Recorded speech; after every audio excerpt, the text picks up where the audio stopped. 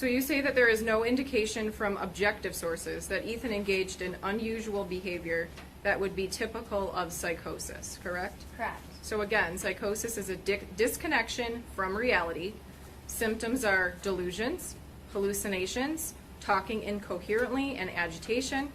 It can cause one to harm themselves or become violent towards others. Would you agree with me? I would, though some of those terms are very general, like agitation, that could be psychotic. It also could just be agitation. So there, again, it kind of depends. But generally, yes, I would agree. And after everything we just discussed, you don't think that's what we're looking at here? I do not, no. Okay. So the jail staff, you indicated that they never reported that he was responding to internal stimuli, and Mr. Keast had you define that. You would agree with me that not everyone who is responding to internal stimuli has visible symptoms, correct? Responding to internal stimuli by definition is visible. So again, like if someone is actively hallucinating, what we typically see are visible signs of that. Again, the distraction, the difficulty in attending to a conversation, the speech disorganization. It would be quite atypical for someone with psychosis as severe as what is being postulated to display no visible signs. Is there always signs and symptoms of mental illness at all? I mean, can someone have mental illness and you look at them and you would have no idea? You would agree with me there? Absolutely, but that's different than what we're talking about here. I agree, it's different than psychosis. But yes, absolutely. You can't just look at someone and necessarily tell that they have depression or anxiety. Okay. You stated that you believe the motivation for his shooting did not appear to be based on a delusion or psychotic process, and you have in your report that Ethan felt like the thoughts to shoot the school was as if I saw a prophecy of my future and I had to fulfill it. I want to go over that again, because you're saying it's not based on delusion, it's not based on psychotic process, but then he believes he has to fulfill a prophecy. Again, I think the wording is very important, counselor. So he's saying it's as if I was having a prophecy. That's a turn of phrase. He at no point during the interview told me I had to shoot the school to fulfill a prophecy. He told me that he had been thinking about this for months and months, not because of a prophecy, but because he had been thinking about it. So when I asked him specifically, why did this happen? Were you hearing voices? Did you have any beliefs about it? He didn't keep referring back to this idea of a prophecy. In my analysis, that's very much a turn of phrase and not a delusion. Okay. So obviously when you begin your interviews, you explain to the patient why you're there and the purpose of the interview, correct? Correct. So Ethan obviously understood what it was for. Correct. Okay. And obviously if he wanted to make himself out to be mentally ill at a higher degree as a way to minimize his actions, obviously he could have reported some very, very heightened symptoms, correct? Correct. Could have told you aliens and ghosts made him do it. He could start talking to voices while you're present with him, correct? Correct. And he didn't do that? No, I didn't believe he was feigning or malingering at all. Okay. And you have had interviews, I'm sure, where you believe that a patient is over-reporting or is saying things that you don't believe are true, correct? Absolutely, yes. And really what he told you in that interview did match up with the text messages to be, correct? Correct. The text messages between James and Jennifer, the one about the specific incident, correct? Correct. The fact, what he was Googling, what he was looking up, the videos he was watching, what he was writing in his journal, correct? Yes, I felt he was very forthcoming. Okay. And you agree with me that when you look at Dr. Kadir's records, he's reporting the same things there as well? In terms of all of those things, Correct. I don't think he's discussed all of them, but yes. So you would agree with me what Ethan has reported has been pretty consistent? Yes. So you mentioned the testing, and you stated that that testing only shows the symptoms on that day, or more closer in time to the exam rather than to the incident, correct? Yes. What I said is that you can't necessarily extrapolate any results from a psychological test you do later and say it definitively proves they were thinking that 6 months prior or a year prior. Okay. And I understand that, but again, you would agree with me, he's reporting the same things. Yes, though what I would say is that I think absolutely his symptoms worsened once he was in jail and in isolation in a jail cell. So, like, yes, he reports the same things in terms of depression, but the experience and life that he's in now is very different than what he was in November. So I don't think that you can correlate the two necessarily. So again, I want to talk about the possibility of over-reporting, the possibility of having a patient come before you and tell you things that you don't necessarily believe, okay? And you stated you have had patients like that, correct? I have. I didn't feel like this defendant was. Okay. You actually testified in the case of People versus Hallam in December of 2022, where you discussed this same issue, correct? About Correct. over-reporting? Correct. Okay. And in that case, you were performing a criminal responsibility exam, correct? Correct. And in that case, after your initial evaluation, you had concerns that the defendant was not being truthful. Correct, because in that case, it was very different. What he was telling me during the evaluation made me suspicious for malingering. Okay. So that's why I got a psychological test to see if he was malingering in that moment that he was speaking to me. Okay. And you testified that one of the signs that you look for when you're concerned with a patient feigning or intentionally producing symptoms of mental illness is them thrusting their illness forward in your face. Like, I want to tell you about this, correct? Correct. Okay. Ethan didn't do that, correct? He waited to be prompted and answered your questions. Correct. As already stated, I had no suspicion that he was malingering during the evaluation. Also in that trial, you testified self-reporting may not be reliable when different things are told to different people. We don't have that here either, correct? He's reporting the same thing. Correct. He's been consistent. You testified if someone had true mental illness, that was a psychotic illness, one would expect that the person had symptoms prior to the crime or prior to the incident, correct? Correct. And your testimony is that Ethan had no symptoms that were of psychotic nature leading up to November 30th. Is that correct? That's correct. Again, counselor, he reported psychotic symptoms, but we have to do more than take self-report at face value. And when we use our clinical expertise and judgment to examine what he reported prior to the offense, because I acknowledge he reported it prior to the offense, it just simply doesn't match up with true clinical psychosis. And in that case, People versus Hallam, after your initial interview, you had him seen by a psychologist for testing, correct? Correct. Again, because there was suspicion of malingering at the time that I saw him. And you testified that a psychologist doing testing can be one piece of helpful data as you come to your opinion. You agree? Absolutely. Again, one piece of data. And in that case, you had Dr. Shields, I believe that is a doctor also at the center, correct? Yes, she's a psychologist there. You had her perform the MMPI-3, correct? Correct. Okay. You do not have training in performing these tests or reading the results, correct? The way that we do it at the center is that psychologists are the ones performing and interpreting the testing. We as psychiatrists certainly refer for testing and consult with the psychologist on what question we have and what tests we think are legitimate to answer the question. So it's not that we have no training on it. We're certainly familiar with the tests and the results, but at the center, the psychologists conduct the tests. Okay. And are you familiar with that MMPI-3 test? I am. Okay. So not only is it a 330-question test of self-reporting signs and symptoms of mental illness, there's a validity scale built in. Yes, it's one of the ones of Dr. King's testing, the majority of which did not have them. That is one of the ones that did. Okay. So it shows the score as it relates to the self-reported information, but then also gives you a score or indication as to whether the symptoms that are being reported are feigning or untrue, correct? Correct. Do you agree that any score above 60 causes some concern or notes that there's some psychiatric things going on there? Correct. Okay. Again, it depends on what scale, but yes. Sure. Did you go over the results of that test? Yes. Okay. I'm going to draw your attention to page 35 of Dr. King's report. Okay. Actually, let's go to 34 first. Okay. Judge, which version are we referring to? The one that was admitted by myself. Would that be That- 63? Your Honor, it would be in my defendant's exhibit binder, which is Exhibit N as in Nancy. Thank you.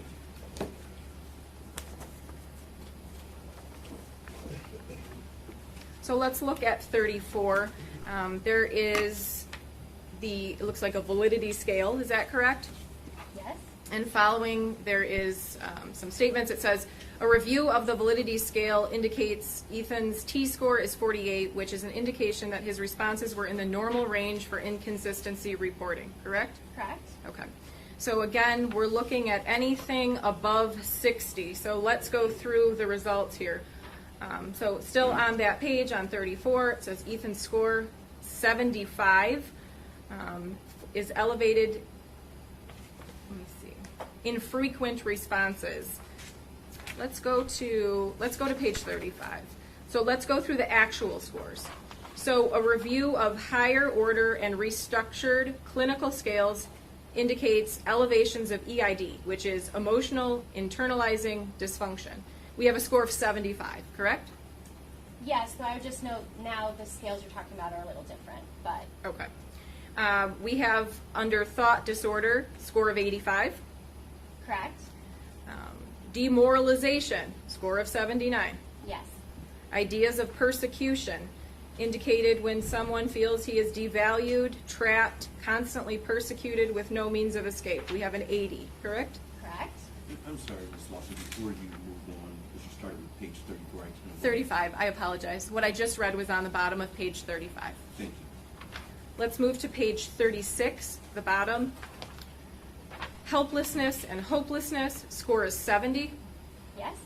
Obsessive compulsive, score is 80. Yes. Following page 37 at the bottom. Negative school attitude, score is 65. Yes. Family problems, score is 80. Yes.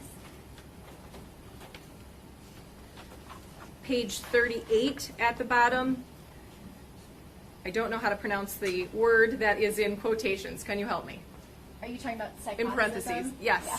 I was going to butcher that. So, which is indicative of someone who has pervasive and intrusive thoughts. His score is 80, correct? Correct.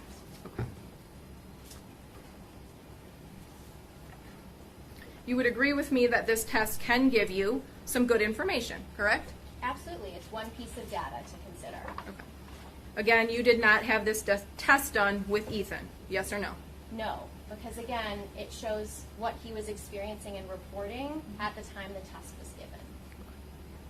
You did not have any psychologist come and do any type of testing with Ethan, correct? No, I did not. All right, let's go back to your report. You state on page 62, it is my opinion that there was no indication that these reported symptoms of depression were severe enough to significantly impair his judgment, behavior, capacity to recognize reality, or his ability to cope with the ordinary demands of life at the time of the alleged incident. Correct? Correct. I want to talk about the ordinary demands of life. There is a lot of text messages, writings in his journal, in the video about school, specifically about college, the progression of life from being a kid.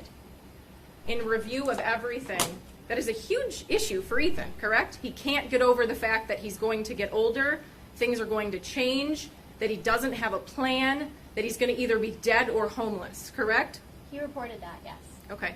Obviously, growing up is a demand of life. I suppose so. Okay. And it's still your opinion that you feel he was able to cope with those ordinary demands of life, even though he mentions that he is so struggling with them in multiple avenues. Yes, because again, when you look at his functional status in his life, he's reporting these things. But when you look at what he's actually doing on a day-to-day basis, I don't believe he met that functional impairment criteria. But you're aware he quit the bowling team, he stopped working, and once his friend was there, he essentially would go to school and come home, and that's it. Well, again, even in the month after his friend cut off contact, even in that month, he was doing things that brought him pleasure and that he engaged in terms of other hobbies and activities. He was future-oriented, which is another thing that we look for when we look at major depression. So he was hopeful that a girl in school that he liked him back. And you even mentioned how the day before the offenses, that almost caused him, in his own report, to not go through with the shooting. So he was future-oriented. He was doing things that he thought were fun. When you look at his daily activities, no, I don't think that he met that criteria. When you say future-oriented, he talks about going to prison. Is that what you consider future-oriented? He's looking forward to that? So he was very aware of the consequences of his behavior. Okay. Let's talk about the lack of sleep. You stated, obviously, in looking at those text messages, you can see that he is texting very late into the night, correct? Yes, absolutely.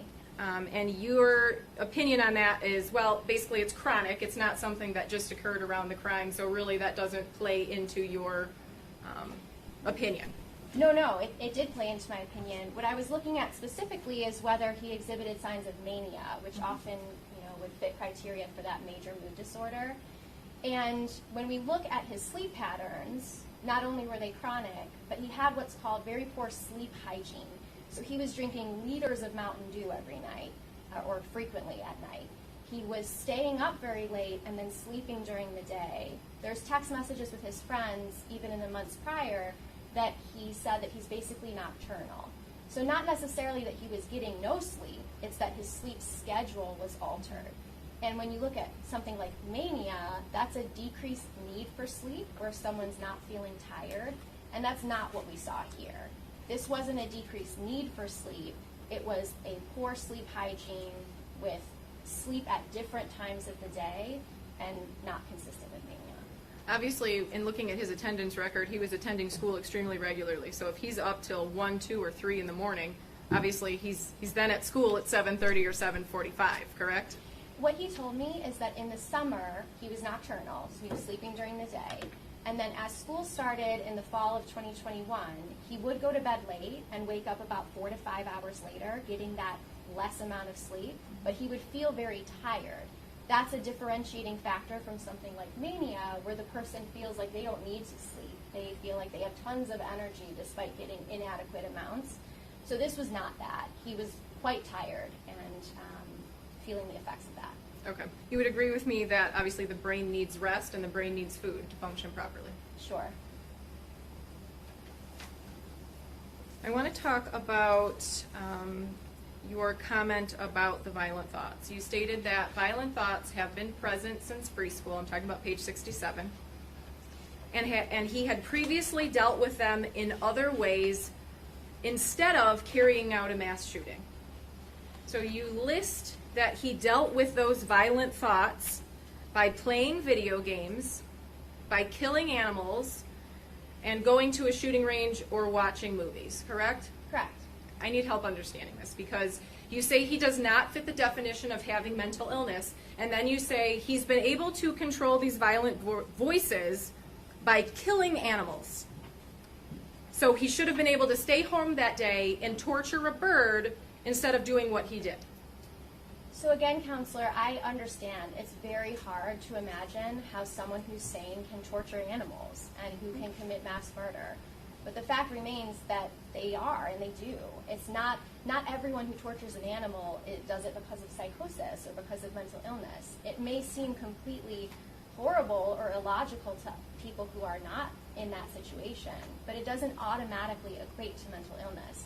So the point I was making in this paragraph, where I was talking about his ability to conform his conduct to the requirements of the law at the time of the offense, what we mean by that is, did he have alternative courses of action that he could have chosen instead of shooting the people at the school? And he demonstrated he had multiple alternatives. We might not agree with them, but he was able to deal with those urges in other ways rather than killing people.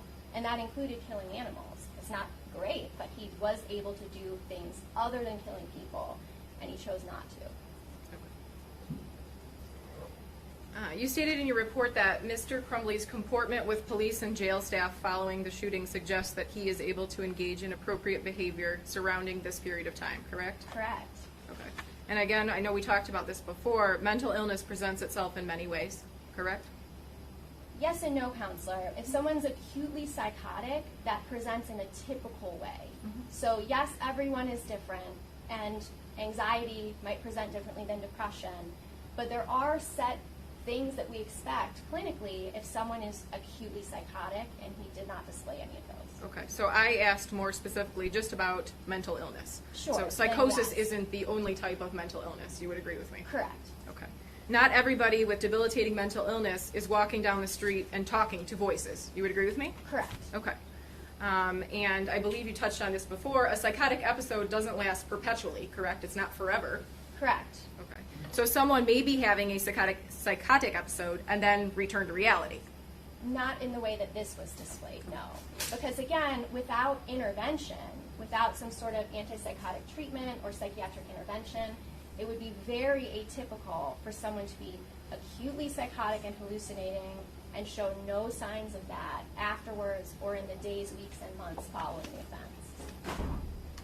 You testified earlier that there was no bizarre behavior. Is your testimony that shooting fellow students is not bizarre behavior? Not in a way that indicates mental illness, no. Again, we're not saying that it's good behavior or that it's normal behavior, but not all murder, not all violence is attributable to mental illness. I want to finish with talking about the form of your report. You would agree with me that when you're doing a particular examination like the one you did here for criminal responsibility, there's a form or a rubric that is used? I don't know if it's a rubric, but yes, we have reports with standard language, for example, the statutory language that is similar from one report to the other. Okay. And would it be fair to assume that when you started with the center, you read other people's reports or you became familiar with how other doctors were doing their reports? Yes. Okay. I want to go over another report that you completed. I apologize for the microphone. Because of the sensitive nature, obviously, of the defendant's name, I'm just going to call him MC. Here's a copy for you. May I approach the witness, Your Honor? Yes. I don't intend to admit this. Thank you. Thank you. When you have a moment, can you review that report and see if that is one that you authored? Yes, I did. So I'd like to compare the reports that you did for Ethan and this other defendant that we're calling MC. Okay.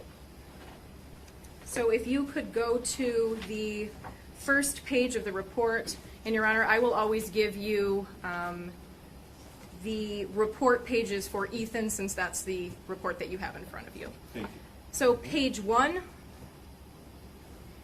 the bottom of the first paragraph, you would agree with me that in both reports you write, this report summarizes findings from his or her evaluation and my reasoning with respect to my opinion regarding his mental state at the time of the offenses referenced above. You would agree with me it's the same in both reports? Correct, because the purpose of the evaluation is the same. Mm-hmm.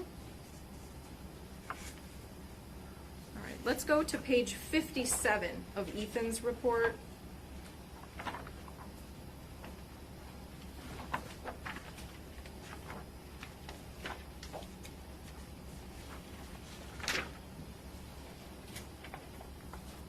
And we're looking at page 19 in the report of MC. Obviously, you stated you quote the exact same applicable statute, correct? Correct. The statute is the same for criminal responsibility evaluations. Okay. Page 58, section under conclusions and opinions relative to criminal responsibility. That is page 19 in the other report. Correct. You would agree with me, the paragraph begins to reiterate, according to Michigan law, a person is deemed, and it goes on. You would agree with me that that section is completely the same? Judge, I'm just going to object as a relevance. I believe what counsel's trying to do is show that this doctor's own work product, her own work product, is similar to her work product in this case. When Dr. King testified, he was cross-examined about taking the conclusions of Dr. Carol Holden and adopting them as his own, and then testified it was the rubric, and that's why that happened. This line of questioning has no relevance to that topic because this is Dr. Anker's own work product. So I object. Thank you. Your response to relevant. Your Honor, in response, obviously they were attacking Dr. King because the report was similar to someone else's report. The point of what I am going through here, and I can speed it up to the opinion that she has, it is the exact same wording, and that was attacked very, very harshly when it came to Dr. King. So whether he was using a rubric from a different doctor or using a report from a different case, it is a different case and a different set of facts. So if the summary opinion that she has signed here is the exact same in this other case that she has reviewed, I believe that it's relevant. Thank you. If you could please get to the point, I'm going to sustain the objection, but you may ask the question about the conclusion. Thank you, Judge. Of course. Let's move to the opinion then. Yes, let's.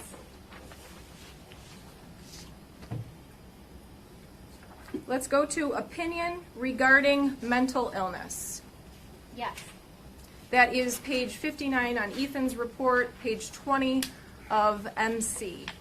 You would agree with me that both reports state regarding the question of whether you substitute a new patient's name in, had a mental illness as defined by statute at the time of the alleged incident for which he is charged. It is my opinion that he did not, correct? Correct, because I also thought that patient did not have a mental illness. That's just stating my opinion. Sure, and it's the exact same sentence structure, the exact same sentence, correct?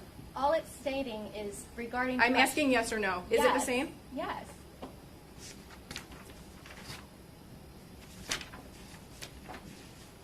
Let's move then to opinion regarding relevant capacities. Okay. That is page 64 on Ethan's report, page 24 on the other report. You would agree with me that it is the exact same except the name is switched? It's a restatement of the statutory guidelines. I'm asking yes or no. Is it the same except you switch out the name? Yes, because the statutory guidelines are the same. Let's move to the very last page of your report Okay. and of Ethan's report. Summary opinion. Would you agree with me it is word for word the same except you switch out the person's name? Because it is relisting the statutory I'm asking definition yes or of no, mental ma'am. illness. Yes, counselor. Okay. And that is your summary opinion. It is the exact same in both cases. You're switching out the name. Because you can't change the statute. The definition is the same, no matter how you write it. So what I am restating in my summary opinion in both cases is that I did not believe the person met the statutory definition. So yes, it is the same. I have nothing further. Thank you very much. Before you sit down, I had a question. Absolutely. Going back to Dr. King's report, you had started at page 34. Under the validity scale, I allowed the doctor an opportunity to get there, specifically page 34 of Dr. King's report. Okay. Please let me know when you've gotten there. Yes. It says a review of the validity scale, VRIN-R, indicates Ethan T-score is 48, which is an indication that his responses were within the normal range for inconsistency reported.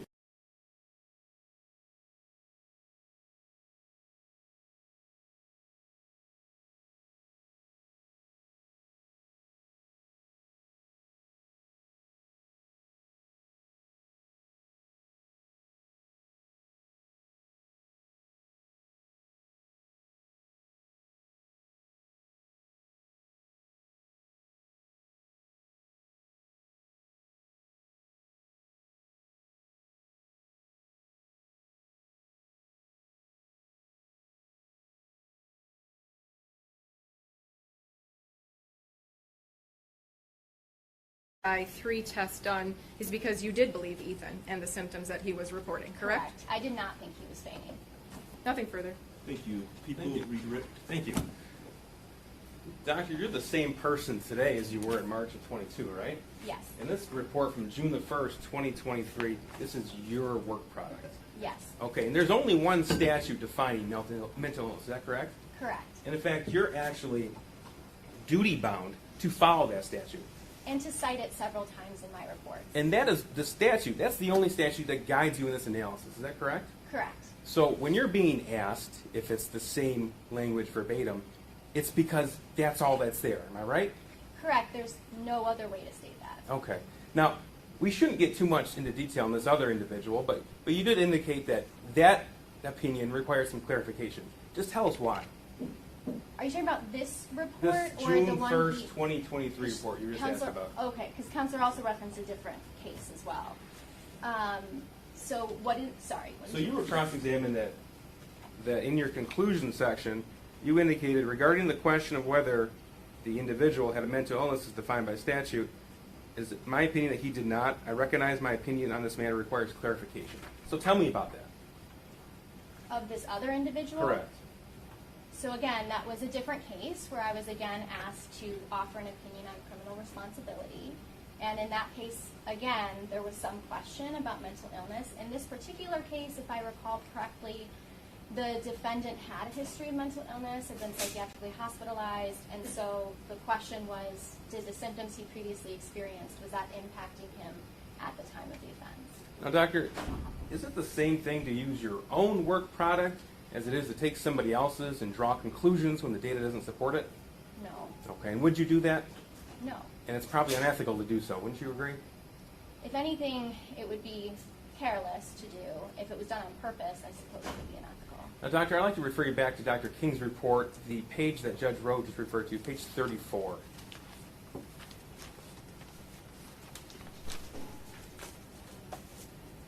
Yes? So the judge indicated that even on Dr. King's own validity scales, he indicated that the defendant, at least in January of 2023, when these tests were conducted, he over-reported symptoms. At least based on this scale, there was some indication of that, yes. Okay. And you decided not to use these sorts of tests when you could have referred to a psychologist had you wished to, and you decided not to because why?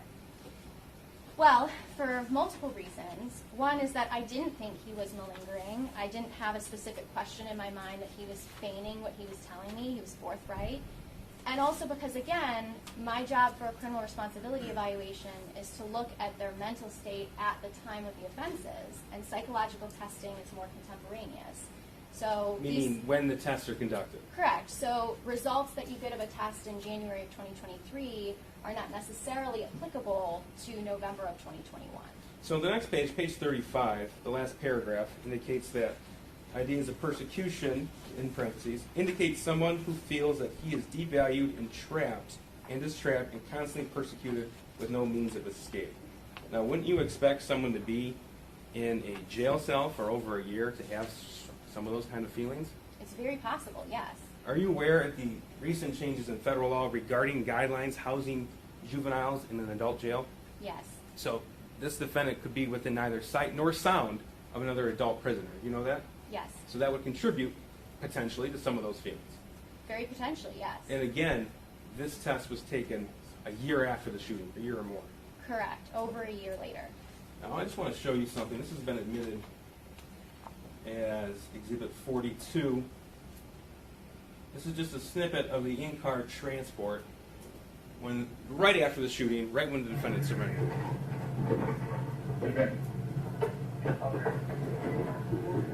Now, that's the defendant on screen in the back of the police car, is that right? Yes.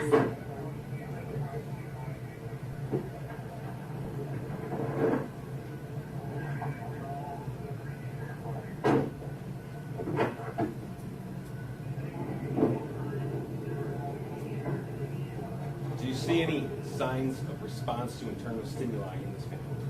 No, I would note that his face isn't always in frame in this video, but in the next video, which is him at the substation. Exhibit 43. Could you please pause this so the record is clear? I'm sorry, Judge. Thank you. Please, go ahead. Yes, what I was saying is that his face isn't always in frame in that video, so you can't always tell, again, what he's looking at or doing, but he's certainly not moving around a lot. He's not speaking. There's no audio. The first audio, I believe, is when he asked to have his toilet paper taken out of his ears when he gets out of the car. But the next video of him in the police substation, he's shown for an extended period of time talking with police, talking with his parents, and then sitting calmly as well, alone in the room. I'm going to go ahead and play a portion of that. That's Exhibit 43 on the screen here. This is the defendant in the corner of an interview room in Oakland County Jail. Is that right? Yes. And this is, again, right after the defendant was arrested? Yes, or it's perhaps in the substation. Okay. Correct, thank you, the substation. That noise we're hearing, is that the defendant making a noise with his feet? That's his shoes, yep. Now again, do you notice or note any signs of psychosis here? No. Give me just a few minutes, okay? So that was a police officer indicating the defendant just be a few minutes, and he responded to that. Yep, he nodded relevantly.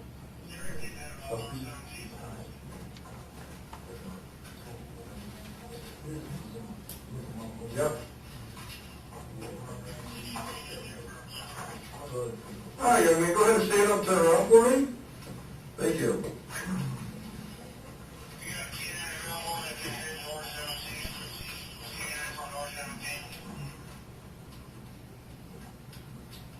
You want him on the wall or? Yeah, it's fine. Okay, right hand or left hand, young man? Right hand, good. Okay. You send him throw it there then.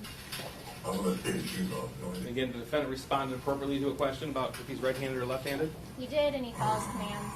There you go. Go ahead and have a seat for me. You can take both your shoes off. Pause it for a second here. The timestamp is November 30th, 2021, 14:35. So that's 2:35 in the afternoon. Is that right? That's right. And the defendant committed these murders 12:51 p.m. So this is just a short time after the murders. Is that right? Yes. Okay. I'm not going to play too much more. I just want to make sure you can verify you don't see any signs of psychosis here. Thank you.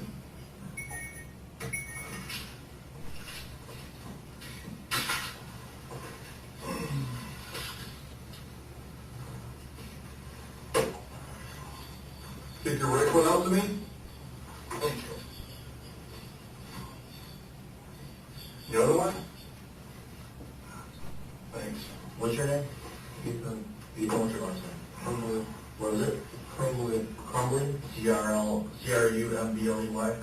Alright, keep back here for a second. Okay, again, Doctor, now at 14:36 on the timestamp, one of the investigators is asking some basic information from the defendant, and he responds to that. He does. Is this significant to you? Yes, he's responding relevantly. He's paying attention. He's not speaking out of turn. His speech isn't disorganized. He goes on to answer more questions, and later his parents come in and he speaks with them as well. Okay. Now, you mentioned toilet paper in the ears. Did you come to learn in your interview of the defendant in the review of the evidence in this case that the defendant took steps to protect his hearing by stuffing toilet paper in his ears? Yes. Did you also learn that the defendant went to the bathroom multiple times before the shooting occurred to load the firearm? Yes. Okay. What does that signify to you, if anything? It suggests the capacity for planning and also for delay. So again, when we think for a criminal responsibility evaluation of someone's ability to conform their conduct, the ability to delay things is significant, because if someone is so overwhelmed with mental illness or psychosis, they're usually impulsive. They may act very impulsively. But in this case, the defendant went multiple times into the bathroom at different points prior to the shooting to load the gun or get the bullets out. It was a multi-step process. And that suggests that he had the capacity for delay. He could have just done it all at once the first time if he just couldn't wait because he was so overcome with delusions or hallucinations. But that's not what happened, and instead it was very planned, demonstrated this capacity for delay, and suggested the ability to conform his conduct. So capacity for delay, is that another word for lack of impulsivity? Yes. Thank you. Now, you were asked early on in cross-examination if you spoke with the prosecutor's office, specifically me. Do you recall that? Yes. And in fact, you also spoke with Ms. Lofton, too? Yes. Okay. And is it your goal to obtain as much information as possible? Absolutely. Why? Because the more data, the better in forensic evaluations. We don't want to just rely on one piece of data.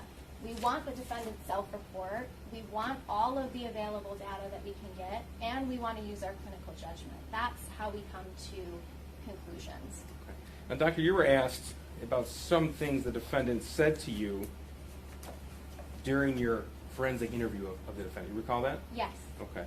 And the defendant also said that, this is page 42 of your report, he said, when I got the gun, I was like, I have it, let's do it. And I was like, it's a crazy idea, but it just kept coming. He added that owning a 9mm made me feel like, oh my God, I'm awesome. He stated he'd like to show the gun to his father and say, I'm a bigger man because I have a bigger gun. He said that to you? He did. And then he also told you about how the day of the shooting, he set his alarm for 5 in the morning to wake up and to obtain the weapon. That's on Correct. page 44. Correct. He told me that he would often sleep through his alarm, but on the morning of the shooting specifically woke up at that time because he knew his parents would be asleep so that he could obtain the weapon. Okay. And at that point, he already had known where the gun was at and the bullets were at. Correct.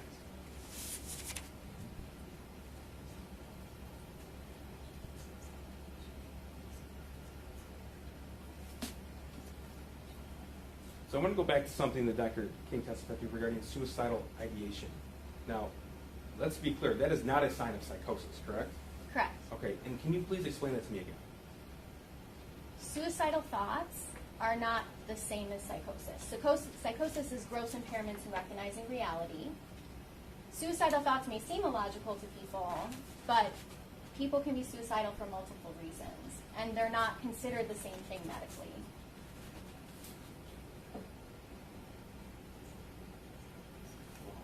As a mental health professional, why is it concerning to you when you hear somebody testify to that? Well, it's not accurate. There's also stigmatized mental illness and treatment for mental illness? Yes. Again, psychosis, suicidal thoughts, mental illness in general is heavily stigmatized in our country at times, and as mental health professionals, we're always trying to destigmatize mental illness and allow people to feel comfortable to get the help that they need. And Dr. Finley, you were asked about the DSM and the symptoms of major depressive disorder. And you indicated that the defendant did exhibit some of those symptoms, but you still did not find a diagnosis of major depressive disorder with severe psychotic features. Is that right? Correct. Explain to me why. So many of the disorders in the DSM have criteria that you have to meet, 5 of 7 or 4 of 8, but you also have to have a level of functional impairment along with the diagnosis to make it a true diagnosis. Because if someone is depressed, but they're going about their life as usual, they might not meet criteria for a major depressive disorder. So again, I think that the questions were about the major depressive disorder diagnosis, and I'm certainly not contesting that the defendant had mood symptoms that were exhibited back at least in times of the spring and as time went on. But in my opinion, that level of functional impairment wasn't there to make that diagnosis a legitimate one. And so, again, you're not contesting that he exhibited signs of depression and that there was leakage in this case, correct? Correct. And then you take the text messages to his friend at face value that back at least the spring of 21 he was asking for help. Is that right? Correct, yeah. Okay. Yes. But he could still, on November the 30th of 2021, appreciate the wrongfulness of his conduct and inform his actions should he have chosen to do so. That's my opinion, yes. Thank you. I have nothing further. Thank you. With that, any reason why this witness should not be excused? Not from the people, Judge. None at all. Thank you, doctor. You may step down. You may also leave the courthouse. Thank you.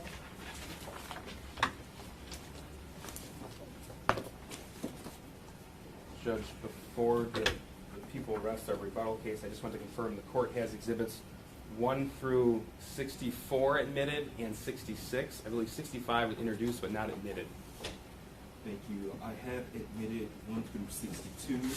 I have defendants A through W. I have people 63, 64 have been admitted. 65 was offered but not admitted, and 66 has been admitted. Thank you, Judge. Thank you. With that, we're going to take about any further witnesses. Not from the people. Thank you. Thank you. People rest. Yes, Judge. Thank you. With that, we'll take about a 10 to 15-minute break. When we return, I will hear closing arguments from both sides. Thank you, Judge. With that, deputies, you may take the defendant. Those in the courtroom, please be seated until the defendant is exited.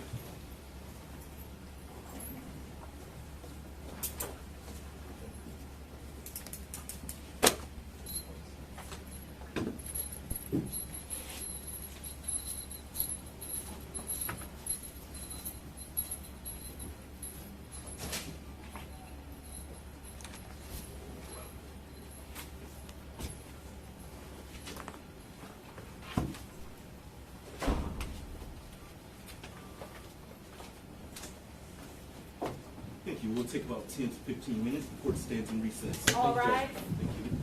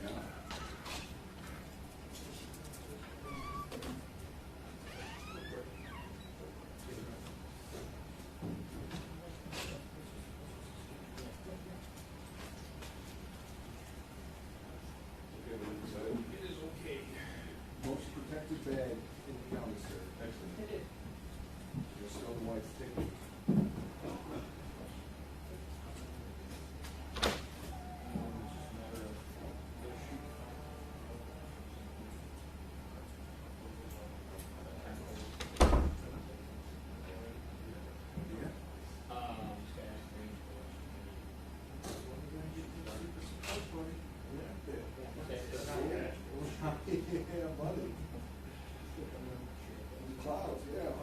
What is that? Jump boots? Yeah. Just standing on glass.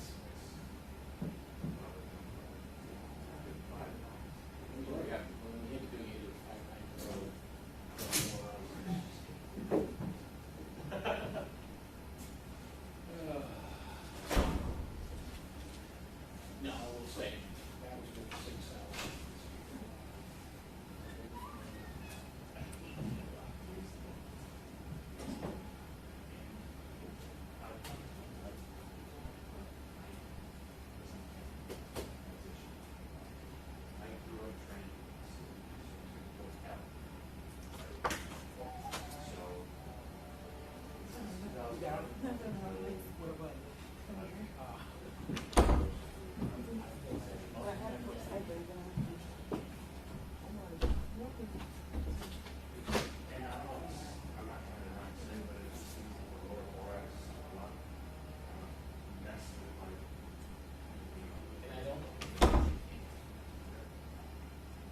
There were 50 different grades you could get in the state. I think the only thing that you're wrong on You only have 2 options. You can put the pages down on the back, or you can put They just be on sleep on it. Right, and the problem is with the pages down on the back of the grip, oh, I have to get a full sleep on it.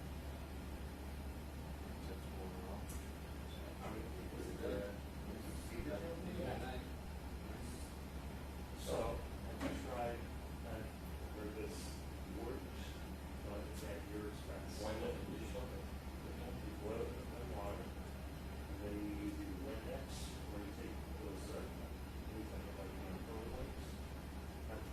Then you dab the gun, the other gun, one gun, you dab it, and then you take the inside of that, rubber, and they usually rubber sharp.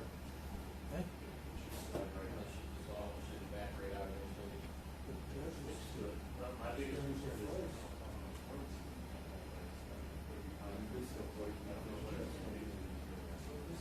Grips I had on my stick, half 3/4 inch wide than what's on this block. So I have to really hold on tight with the scissors to lose comfortable grip. So, and I tore 2 grips trying to put them on. That's not. I'm not the here, but it's very personal. The way it recognizes the back of the box. I had to leave it on halfway, take it off, bottom upside down, do the sequence all the way. Now do that. Mine's the little, I got it. I'm gonna shoot that project. I got one of those on top of my box. I spent 4 years.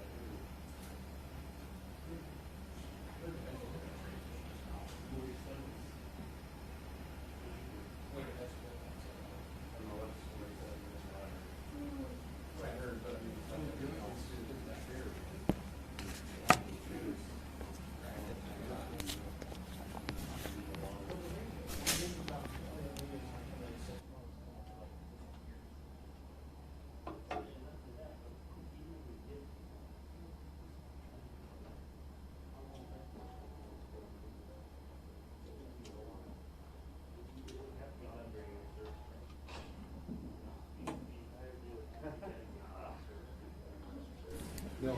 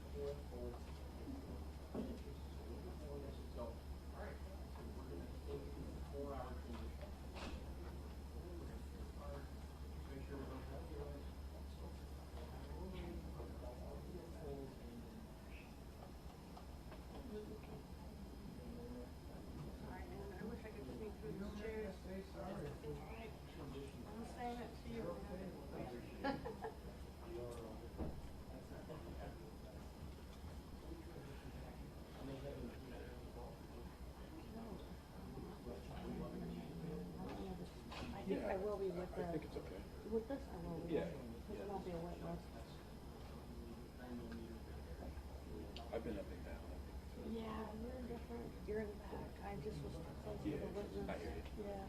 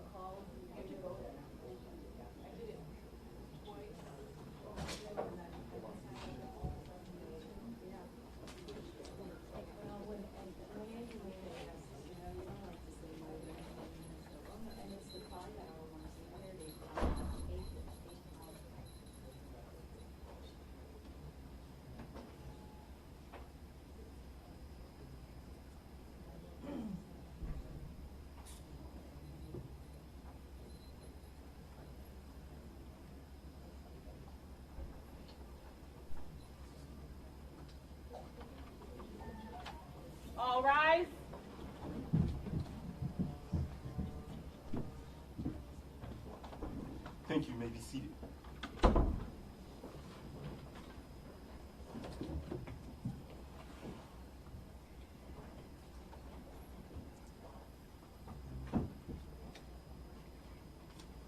Your Honor, calling People versus Ethan Crumley, case number 279506FC. Thank you. Appearances for the record. Karen McDonald on behalf of the people.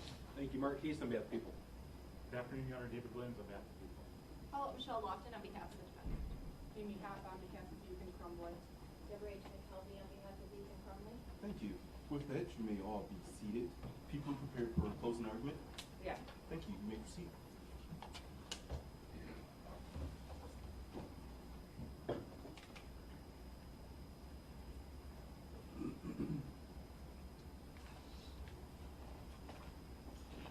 Your Honor, my name is Karen McDonald. I'm the elected prosecutor in Oakland County.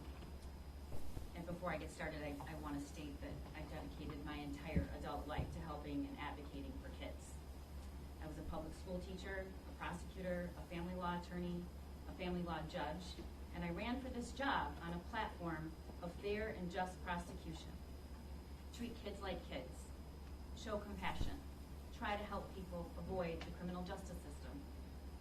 When I took office, I reversed the prior prosecutor's decision on juvenile life without parole sentences, 26 out of 30 individuals who were serving life without parole sentences for crimes they committed when they were juveniles. Based on those decisions, many were released. I did that because I believe in the sound reasoning and policy of Miller versus Alabama, which is a United States Supreme Court decision from 2012. I believe that a juvenile's youth and their characteristics should be weighed, considered before imposing the most harshest of sentence, except the death penalty. I believe it is a rare person who can be labeled irreparably corrupt, especially when that individual is a juvenile. I believe that the practice and pattern before Miller was that the criminal justice system made no distinction between a juvenile and an adult, and that needed to change. Before Miller, if a juvenile was charged for what is considered adult behavior, they were treated as an adult. I tell you all this because I believe it's my duty and my moral obligation to be transparent about why I stand here today. Because it's the last place I thought I would ever be. Standing here with a room full of parents and family members that had their children murdered, shot, and terrorized. Asking this court, or any court, to sentence a 17-year-old to life without parole for a crime he committed when he was 15, it was the last place I thought I would be. And it is the last place I want to be. In her opening, defense counsel stated, a court, quote, must undertake a searching inquiry into the particular juvenile as well as the particular offense and determine whether this is truly the rare juvenile for whom life without parole is constitutionally proportionate, end quote. Historically, Your Honor, advocates and jurists, prosecutors, defense attorneys on each side have framed their position around a juvenile life without parole sentence by leaving out essential components.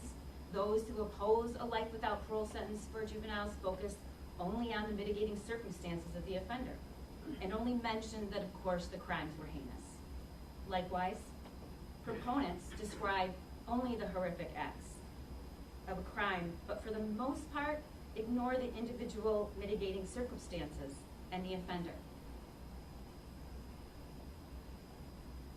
You're not going to hear me do that, Your Honor. I'm the prosecutor. I'm taking this position. But I'm not going to ignore any of the facts, whether they help the defendant or help my position or they don't. And I haven't allowed any member of my team to do that since the day of that shooting. I have instructed, and they have done, to look at all the facts and the data and the research and the science and most importantly, the truth, and consider all of it. And after having done that, I'm standing here today and I'm asking you to sentence him to a life without parole sentence. United States Supreme Court Justice Sotomayor, who authored the Miller opinion in 2012, stated during the oral argument on that case, quote, not every juvenile is equal, not every murder is equal. So let's review what the testimony showed us about this particular juvenile and these particular murders. Ultimately, Your Honor, your task is to answer this question. Does the evidence surrounding this defendant and these offenses, when viewed in the face of any mitigating evidence that the Miller factors may offer, justify a life without parole sentence? And I believe, Your Honor, you will conclude that it does. I know the court is well aware of the law. We're dealing here with Miller versus Alabama, a United States Supreme Court decision from 2012, then Jones v. Mississippi from 2021, and then a Michigan Supreme Court case, People versus Taylor, in 2022. And what do those cases together ask us to do? What does it require the court to do? It requires the judge to fashion a proportionate sentence. And fashioning that sentence, the court can consider and should consider the core reasons and what makes a proportional sentence historically in this country, dating back to the 8th Amendment and the Constitution of the United States. And those are the following: deterrence, punishment, retribution, rehabilitation, and then protection of the public. In doing so, the court is required to consider the offense, the offender, the Miller factors, and anything else the court decides is relevant. It should be rare. It should be rare, Your Honor. And that's why we as prosecutors have a duty to use our discretion and follow the law, and that's what we've done here today. The first Miller factor asks the court to consider the juvenile and this crime in relation to the hallmark features of a juvenile or an adolescent brain, which involve immaturity, impetuosity, and failure to appreciate the risks and consequences. Your Honor, I argue that the evidence shows that his actions reflect the opposite of these hallmark features. There was extensive planning, and the court heard that. We heard that he put toilet paper in his ears to protect his hearing before the shooting. He researched and knew what kind of weapon he needed, and the one his parents already had for him was not going to do the job. So he advocated for a higher power firearm with more deadly bullets. He practiced. He went to the shooting range and he practiced. And if you have any question about that, look at the shooter's stance during that shooting, during that video of those awful minutes where he murdered 4 kids. He wrote about his plan over and over and over again. He searched up a map of the school on his phone. He searched that there would be no and new death penalty in Michigan. He knew which prisons a juvenile could be sent to. He knew that he would be sentenced to a life without parole. He knew the average response time of law enforcement that it takes to get to a school once a school shooting is reported. Your Honor, he also sat during those Alice trainings.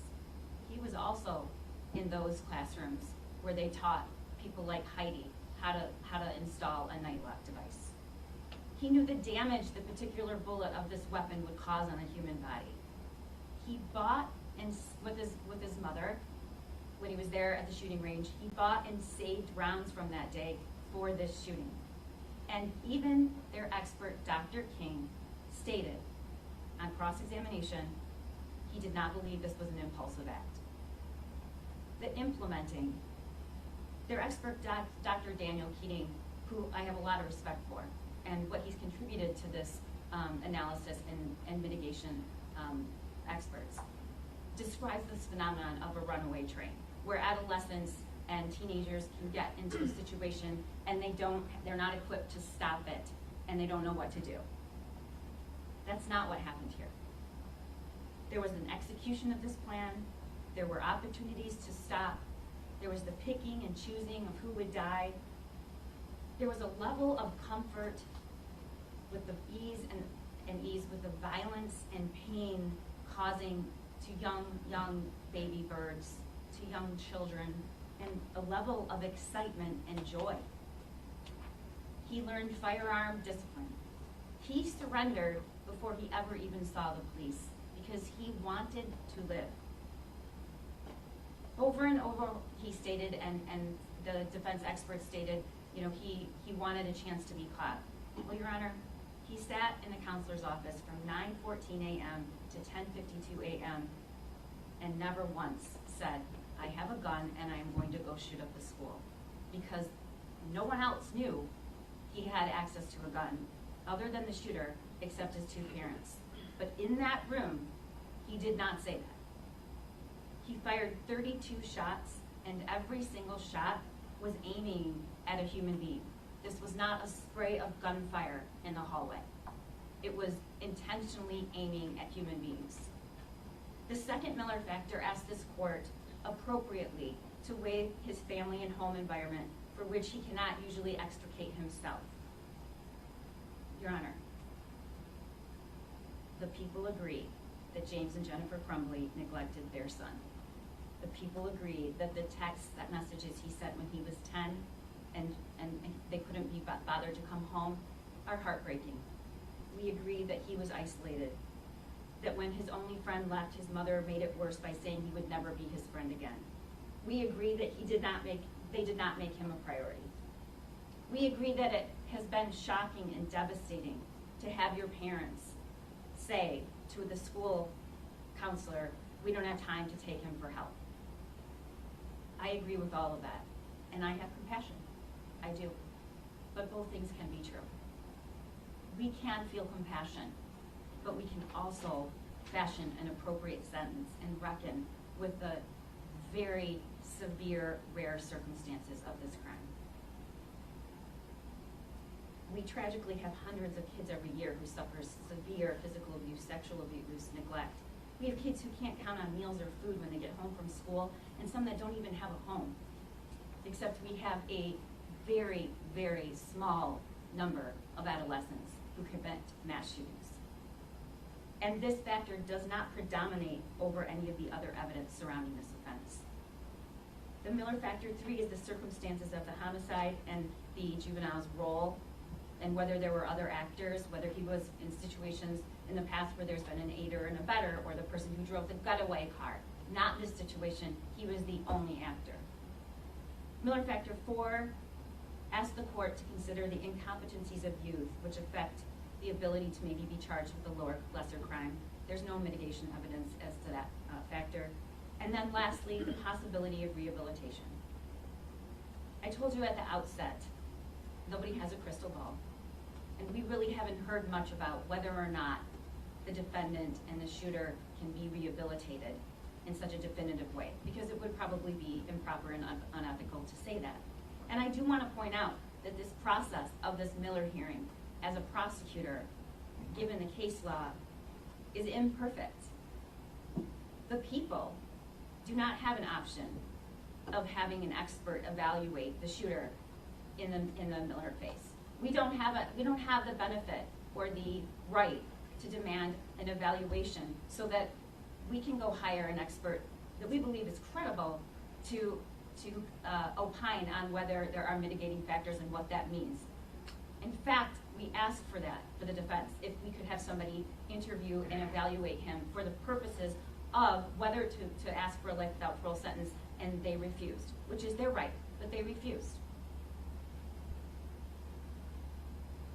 I agree that juveniles have an increased capacity to change and grow, which indicates their actions are from transient immaturity. Here, though, there's a severe propensity and desire to commit violent and disturbing acts.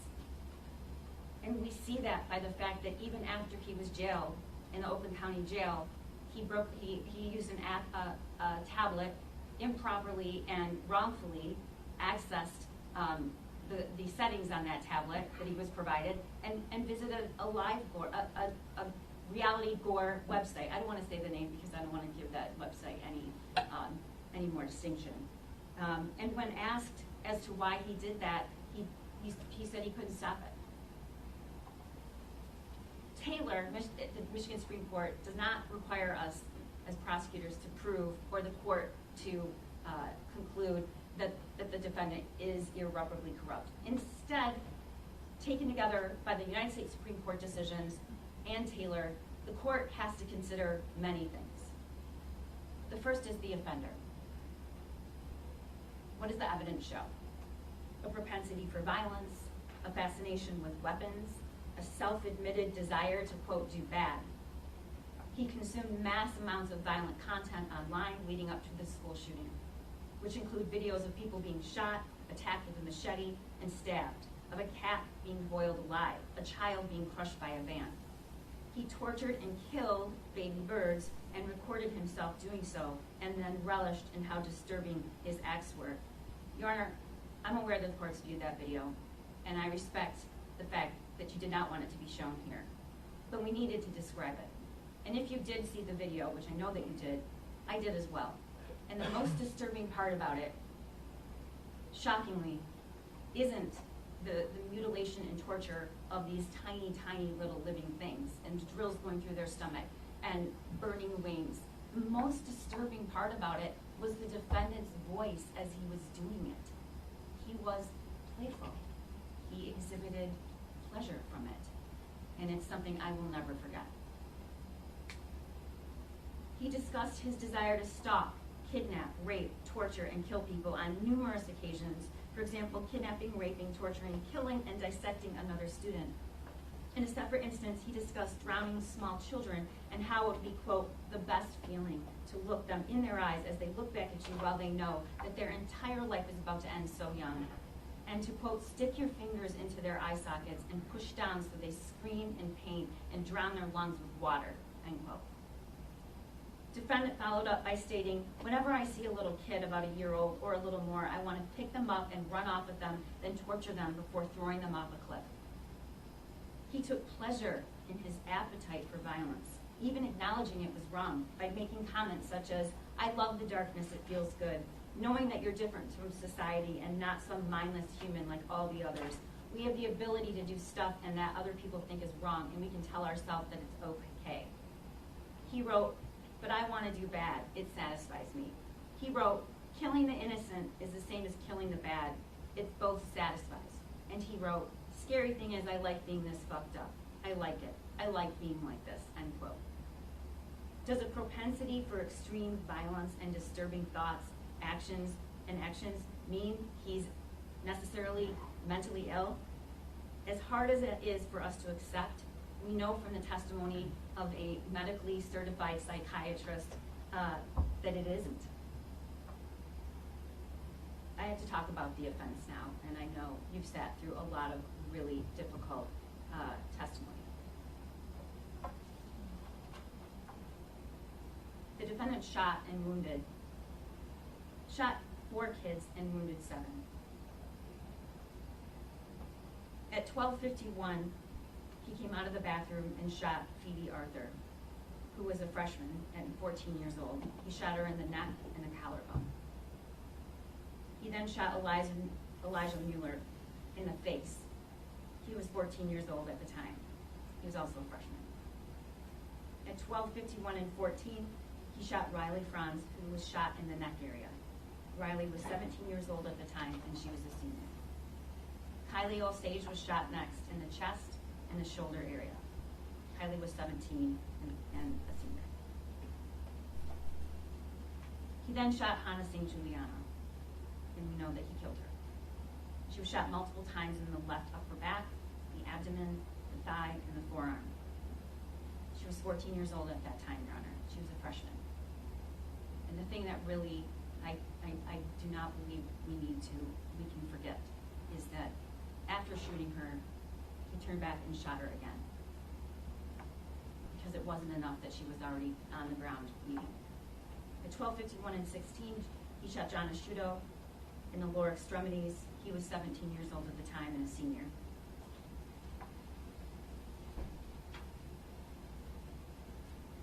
We teach kids to run, hide, fight. And I will never forget the time I had to show Madison Baldwin's mother the video of how she actually died. Because Madison didn't run.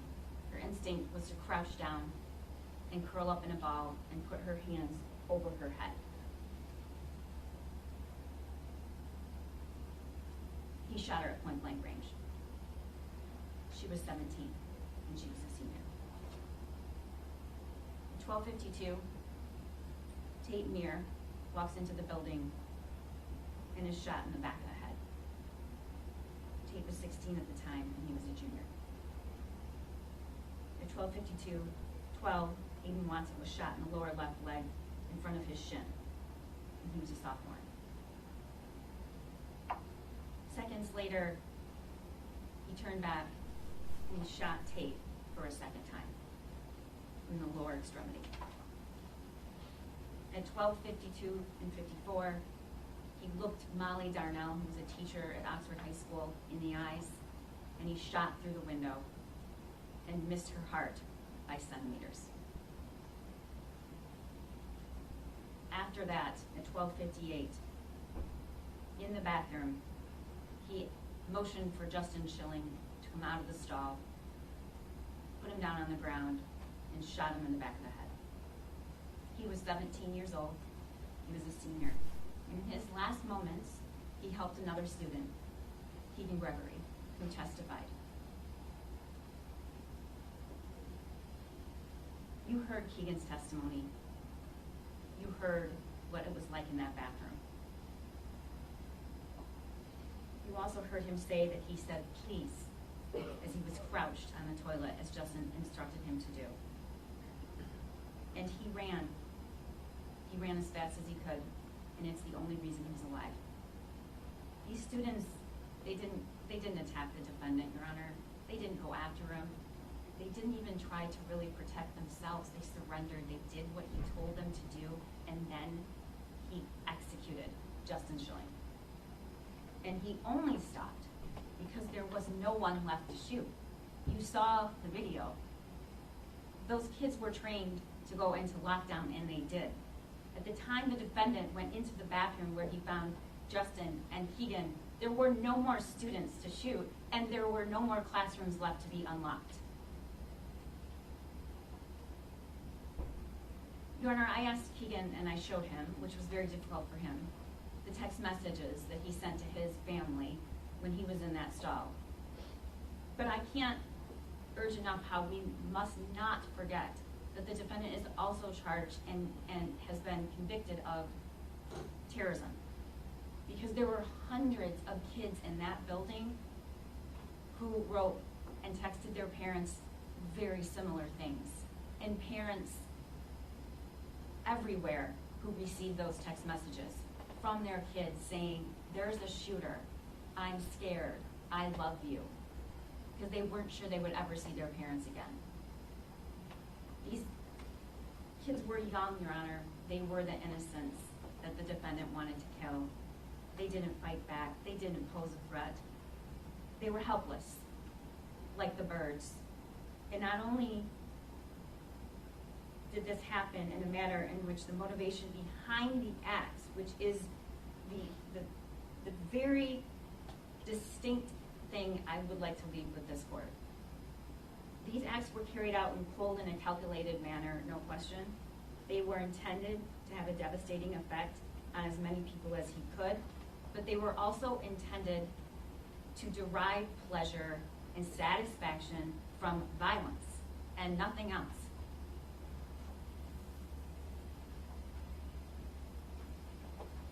He stated he wanted to kill young people because they had their whole life ahead of them and they had a future. And he succeeded. He said, every night I lie awake, every passing minute I think about how many potential people will die.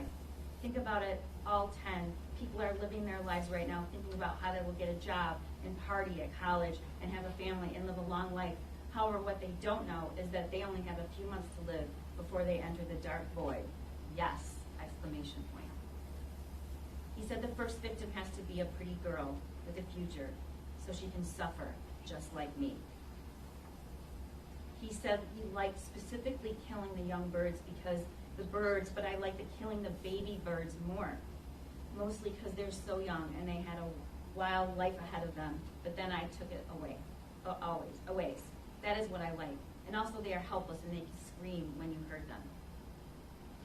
He searched about response times in schools, different weapons, ammunition. As I stated, he knew that Michigan didn't have a death penalty, and he had the map of the school. This was an extended period of planning that was reflected in the journal. Passage after passage in the journal discusses his plan to shoot up the school, including his goal as the biggest school shooting have the biggest school shooting of this decade. His intent to kill the victims, to make the victims' families with sadness and distraught, and how he wanted all of America to see the darkness in him and hate him. He weighed the pros and cons of how he would conclude this horrific act and debated whether he would kill himself or surrender to law enforcement. Defense counsel brought up Jill Peterson, who is the author of the Violence Project. And we consulted with, and she testified in another proceeding. And I found that interesting because the one thing Jill Peterson will tell you, that in her extensive, comprehensive, thorough database of mass shooters in this country, not one of them made a plan to stay alive so that he could see the suffering of the victims' families. He expressly contemplated these consequences through his journal and acknowledged that he would be spending the rest of his life in prison, and wrote the following: "I'm about to shoot up the school and spend the rest of my life in prison. So yeah, I'm going to prison for life, and many people have about 1 day to live. I'm probably going to live the rest of my life in prison. I hope I can talk to someone, though, so I don't take my anger out on other prisoners. Ever since I was little, I've wondered what it would be like in prison. Prison sounds harsh and no place to live, but it fits me and how I want to live. I'm going to spend the rest of my life in prison, rotting away like a tomato. I wonder what life in prison will be like. I will continue shooting people until police breach the building. I will then surrender to them and plead guilty to life in prison." We'll never know if he heard the police or not. I don't know that. I'm not going to pretend that I do. What I do know is that they had breached the building, but they hadn't gotten to the defendant yet, and he surrendered. In one of the recordings, he states, "I understand my consequences. I understand that people put me in prison for this. I've already said goodbye to everything. I went through all the phases."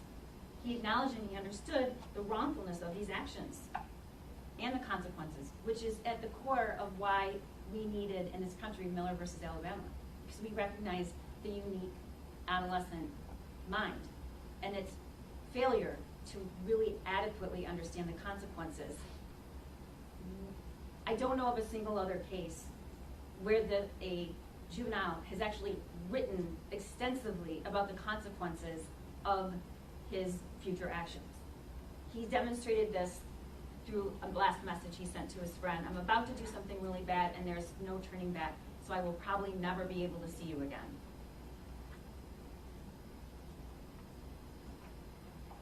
The exchange with Christie, the assistant principal, is both jarring but remarkable from an evidentiary standpoint and for the decision that you have to make. Because the defendant had already shot and killed students at that time, and he made a decision not to shoot her. And when you look at the defendant's demeanor throughout this whole proceeding, there was one time he was emotional, and it was when she was testifying. Because it was pretty clear this woman's dedicated her whole life to kids. She cared about the defendant. She'd known him for some time. She knew him when he was in elementary school. And she spoke about him with tenderness. But he didn't shoot her. And she didn't back down because she wanted to save tape. He then went on to execute Justin Schilling after that and shoot Molly Darnell. Your Honor, the defense counsel also stated in her opening that she would offer not excuses, but explanations. I'm not even going to tell you the number of juvenile life without parole hearings and opinions and arguments I've listened to. But those cases, in almost all of them, there was nothing like this, because there was an explanation. We might not like it, but there was an explanation. There was a theft. There was a robbery. There was a violent eruption between family members. There was a plot among peers, adolescent peers, and one thing led to another, and they all did this together, and there was pressure. There was substance abuse. There might be a drug deal. It was gang violence. There's a context, and it did offer an explanation. No excuses. Where is the explanation? I did not hear it. I did not hear it, but I did hear how their expert believes he's mentally ill.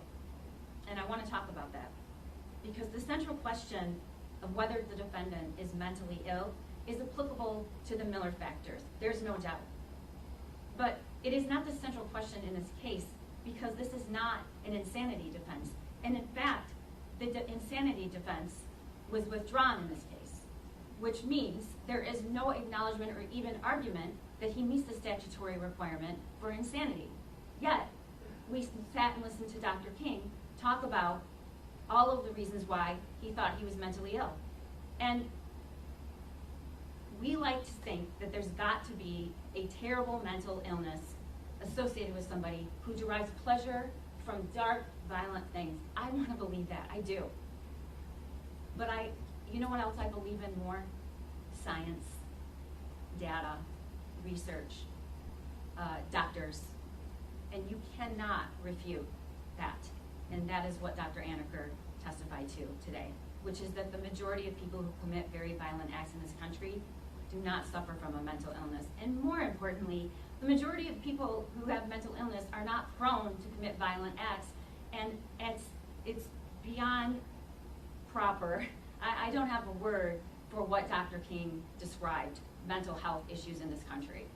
He did them all. He did every single person and every kid in the United States who's ever had suicide ideations a disservice, because he referred to them as psychotic. And beyond his testimony not being credible about the defendant, that is unconscionable. But the issue of mental illness you should consider. And if you decide that there's some mental health issues, I'm not going to persuade you not to. But it's to be considered in the light of the Miller factors. This is not an insanity defense hearing. That was withdrawn. And I think this is an attempt to divert. And if it's an attempt to get compassion, he has it. He's got my compassion. I can do both things. You can do both things. We all have to do both things.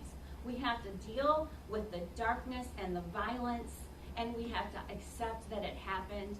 And we can also say, we wish he had had a better upbringing.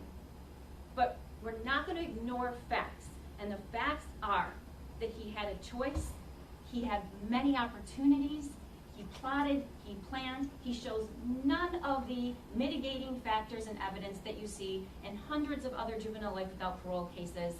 And I'm going to ask the court once again to rely on the testimony and the truth.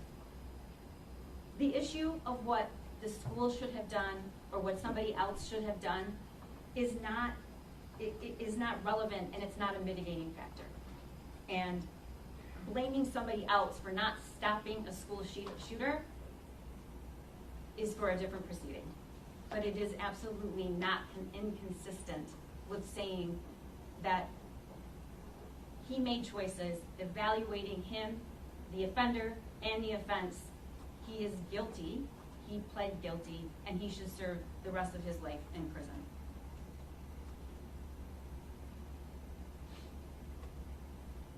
Your Honor, this process is imperfect. We don't have the ability to get our own expert. We bear the burden, but we only have to rely on what the defense submits as their experts. And there are a lot of problems with one of those experts. That expert, Dr. King, came to this courtroom. He didn't know how many minutes the shooting took place. Didn't know how Justin Schilling died. And when I told you before when I started, I'm not going to ignore the facts that don't support my position. We all have a duty to look at it all and to take the stand and only evaluate and report facts and circumstances that support an opinion, and ignore what happened in the school is not the law, and it's also not the right thing to do. A proportional sentence also includes what's right and proportional with regard to retribution, and that means we cannot evolve in a way that we will only apply our sense of decency without hearing what the victims went through. That is at the core constitutionally of what we should consider when we sentence anyone. And so we are obligated to tell their story and to tell what it was like, because that is constitutionally why and how the court fashions a proportional sentence. Your Honor, it's morally complicated to doom someone to life at the age of 17. I know it. I'm not going to stand here and say that it's not. But I told you at the beginning that I was going to rely and demanded that this team rely and consider all the facts and all of the factors that the case law says we should, and all of the mitigating factors and all of it. Put it on the table. And while it's morally and legally complicated to do so, after having done that, I stand here today and I ask you to sentence the shooter to life without parole. Thank you. Thank you. Thanks.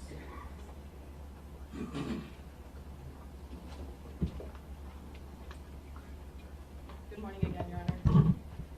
Everyone needs a safe place in their life. I don't feel safe anywhere. I'm going to ask my parents to go to the doctors tomorrow or Tuesday again. This time I will tell them about the voices. I only told them about the people I saw. Like I'm mentally and physically dying. Over the weekend, I actually felt warm for once. I woke up from a good dream. I said to myself, why can't everything freeze right here? I had just hoped everything could have ended there and not a second longer. I feel like I'm in a time loop of sadness. I will forever not feel the love of another human being, and not even I can love myself, as I hate myself probably more than some people already do. I barely made it through 9th grade mentally, as my depression was rough. Then I made it to 10th grade, and I have fully lost control. How the hell am I supposed to make it 2 more years when I'm already at my breaking point? Those are Ethan's words. Ethan was at his breaking point, and no one stepped in. Ethan had quit the bowling team. He had quit his job. He was failing almost every single subject. He sat alone at lunch. His only and trusted friend left. His dog died. He was hallucinating. He was hearing voices. He was depressed. He was suicidal. He was anxious. He was writing on a paper in the middle of class, surrounded by his peers, "The thoughts won't stop. Help me. The world is dead. My life is useless." The prosecutor was right. He didn't come out and tell the counselor his plan. But did he have to? Wasn't it glaringly obvious? This was the 3rd instance in 24 hours. He was looking up bullets. He was watching a video of a shooting and now writing in actual words that he's hallucinating and needs help. And again, Ethan was overlooked.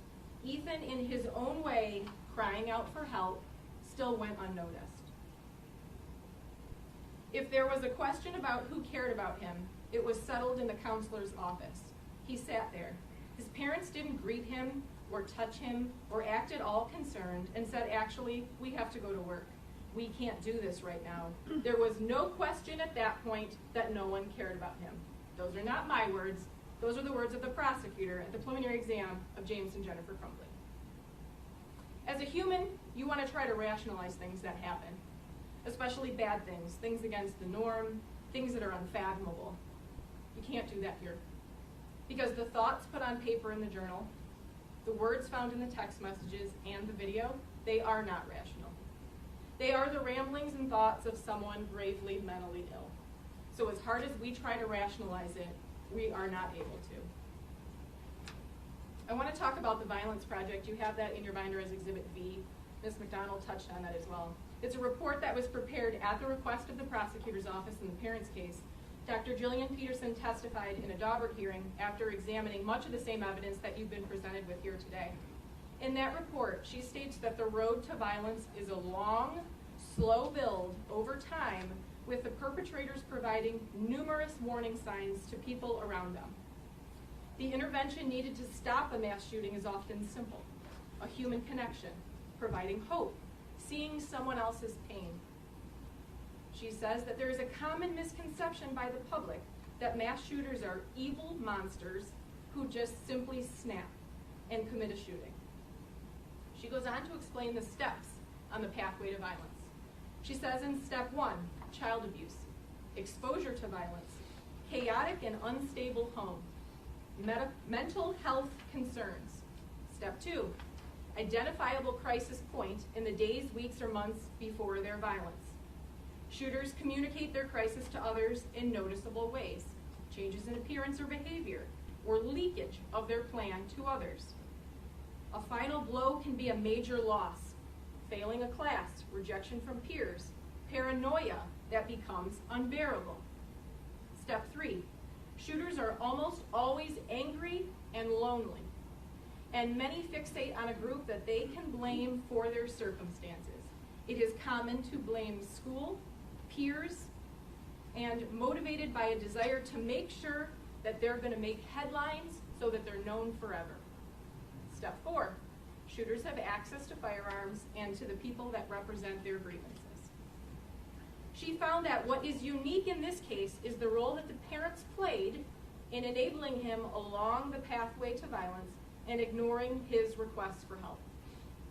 Again, this doesn't rationalize his behavior, but it gives it context. So when the prosecutor stands up here to argue that the crime itself was so horrible that a life without parole sentence is proportionate, I argue that the very report that they had created argues against that. The people's witnesses that they called were only fact witnesses. They provided no expert opinion in their case in chief that Ethan is irreparably corrupt, no expert opinion that he cannot be rehabilitated, no expert opinion to say that his brain was fully developed, no testimony to show that his childhood was ideal. Nothing about what the witnesses testified to goes to the analysis that is required with the Miller factors. If we were here just to discuss the horrible facts of that day, we would be here for a trial. Ethan pled guilty.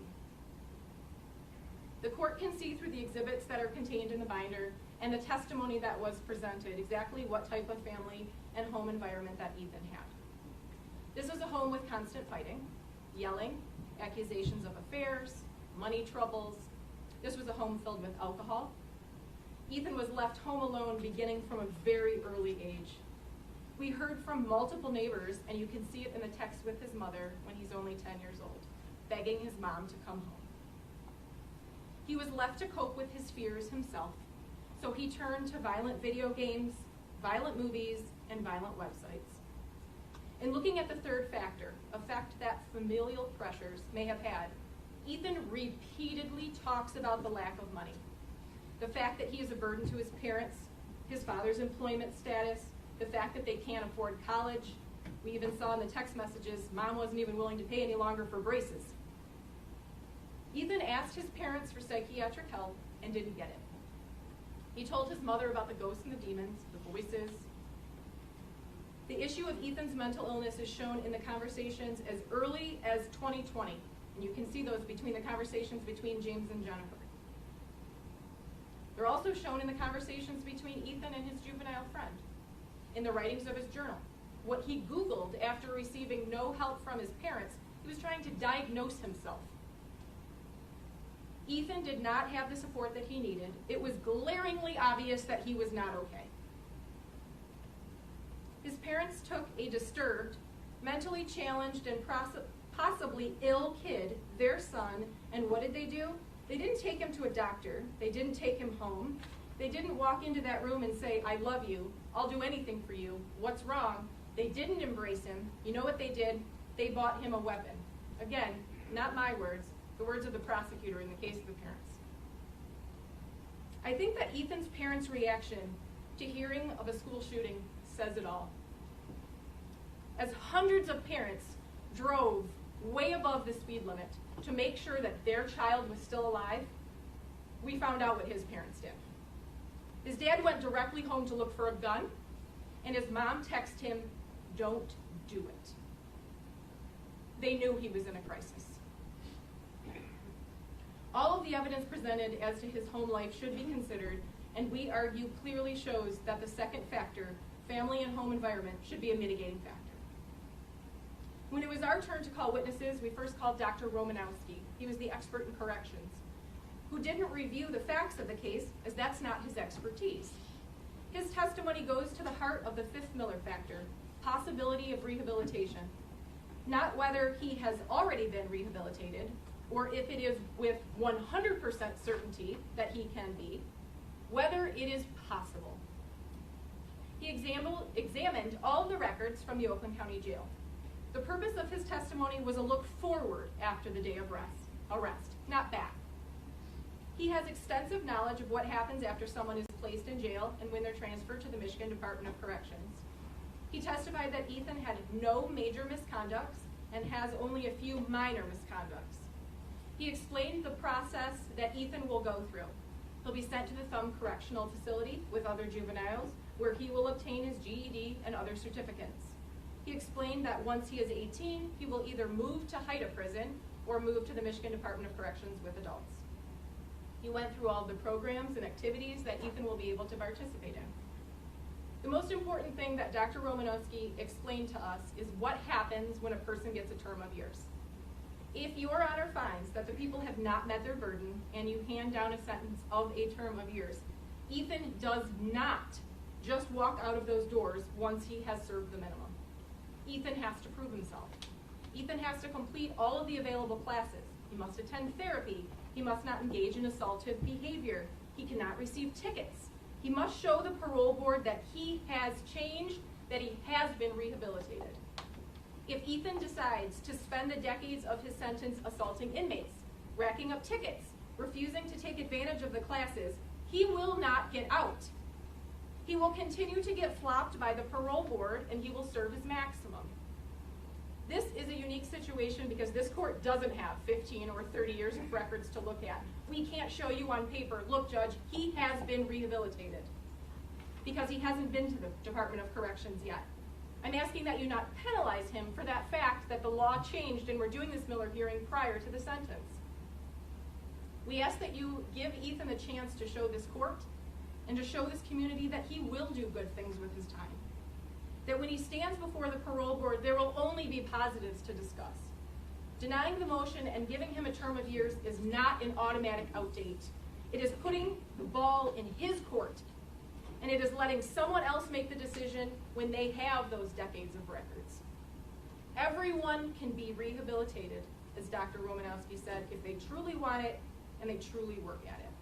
We believe that factor, Miller Factor 5, the possibility of rehabilitation, should be a mitigating factor because of the evidence that we presented.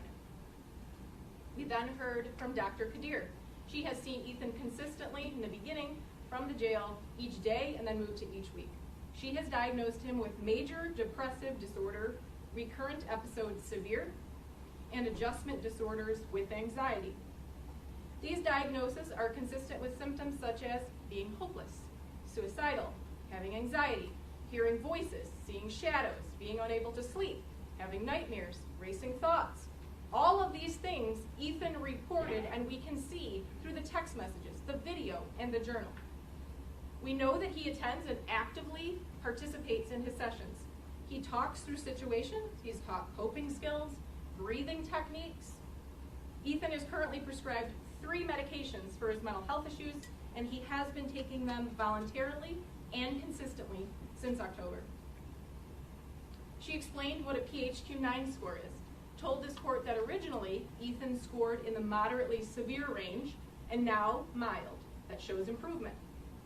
She does not know the facts of this case. Her diagnosis is based off his ongoing symptoms and what she observed. And what she observed from the moment that he entered the jail. Her testimony goes to the 5th Miller factor, rehabilitation, because he is making progress. He is taking the necessary steps to treat his mental illness.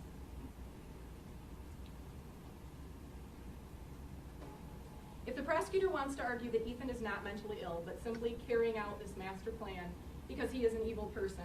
Does it make sense that when he would get to the jail, he would be depressed, suicidal, and anxious? No. He would be proud. He would be excited that he carried out his plan. And that's not what we see here. We heard from Dr. Keating, an expert in adolescent brain development. His research and studies are extremely complex, but he boiled them down for us. He explained how the adolescent brain is different than an adult. He addressed the first factor in Miller, describing impulsiveness, immaturity, impetuosity, and the failure to appreciate risks and consequences. He explained hot cognition and what happens when an adolescent's thinking is highly influenced by their emotional state. He explained that an adolescent may not be able to get off a runaway train even after realizing it's headed for disaster. And I know Ms. McDonald addressed this. In my redirect of Dr. Keating, I asked, does the train ride have to be a short one, or can someone get off and get back on and get back on and get back off and still be on a runaway train with the ability, not having the ability to get off of it? He agreed with me, yes. So I agree. It may have been a long train ride, but it was clear it was headed for disaster and Ethan was unable to get off. Planning, research, and premeditation does not change the research findings that he presented. He says that there are no scientific studies or empirical data that can conclude that an adolescent is irreparably corrupt. I ask you to focus on section 7 of his paper, resilience. 2 major processes have been found to promote resilience: social connection and mindfulness. The connections don't need to be within the immediate family. They can be teachers, mentors, doctors. Also, the normative brain changes of adolescence include a proliferation of new neural material and the rewriting of some critical neural circuitry. Ethan's sick brain can be repaired. That goes directly to factor 1 and to factor 5. We believe both of those factors should be mitigated. Finally, we heard from Dr. Colin King. He has spent 22 hours with Ethan. He has performed a litany of tests to confirm that Ethan currently has mental illness, that Ethan suffered from debilitating mental illness leading up to and on November 30th. His brain was on fire. That the journal, the text, the searches, the bird videos, the ramblings, they're all indicative of mental illness. That with proper intervention from school staff, counselors, and parents, this could have been stopped. That with continued therapy, medication, and a controlled environment with positive relationships, he can be rehabilitated. The prosecutor spent over 4 hours picking apart the report of Dr. King. The sentence form, the choice of words, what he didn't include, accused him of copying someone else's report, questioning his authority. But what they didn't spend a lot of time on is actually attacking his method of testing, the testing results, the graphs, and his actual finding. In their case in chief, they called no expert to refute the findings of Dr. King. No one came in here and told you he performed these 20-plus tests incorrectly, and here's why. They didn't like what Dr. King was saying, so instead of finding an expert to agree with them and their point of view and come in to disprove his analysis, they attacked how he wrote the report. Now, Ms. McDonald said that they do not have the ability to have someone interview Ethan. I agree with that, but they can definitely call an expert to review Dr. King's report and create a report based on what they believe or what was wrong with Dr. King's report, and that wasn't done. Finally, the people called Dr. Anaker as a rebuttal witness. She was brought in when we filed a notice of insanity defense, and Ethan was referred for criminal responsibility. She examined him one time in March of last year. Her role was to evaluate him to determine if he was criminally responsible or if his mental illness rose to such a level that he was not criminally responsible. She wasn't his treating physician. She did not do any psychological testing herself, didn't have anyone else do it. We withdrew the insanity defense, and Ethan pled guilty. I do not agree with her opinion that Ethan was not mentally ill, and I don't think that the evidence that you have been presented with support that opinion. Nothing about her testimony or evaluation was about how he will be in the future. Nothing of what she testified to addresses any of the Miller factors. Now, one thing I found interesting about her report was when she discussed that she believed that the voice in Ethan's head was his conscience. I think that should go towards the first factor as further reason it should be mitigating. One doesn't have a conscience if they are this cold-blooded person that the prosecutor describes. For the prosecutor to stand before you today and argue that Ethan was not mentally ill is disingenuous. We do not operate in a vacuum. James and Jennifer Crumbley are charged on a different information, and their case is in front of a different judge. But the people cannot stand in this court and say Ethan does not have mental illness, and then stand before Judge Matthews, the Court of Appeals, and now the Supreme Court, and argue that he has mental illness and that he was mentally disturbed. Their court filings are full of statements and arguments that support their belief in that case that he has mental illness. I want to go over a few of those. Preliminary examination held in front of the Honorable Julie Nicholson, February 24th of 2022. These are the words of the prosecutor. Both Jennifer and James Crumbley knew that the evidence showed that their son was experiencing disturbing mental health issues in the months leading up to the shooting. Found in their brief in support of the people's motion in limine to admit evidence, their son was manifesting signs of mental distress, expressing those manifestations to the defendants and asking them for help. Filings in the Michigan Supreme Court.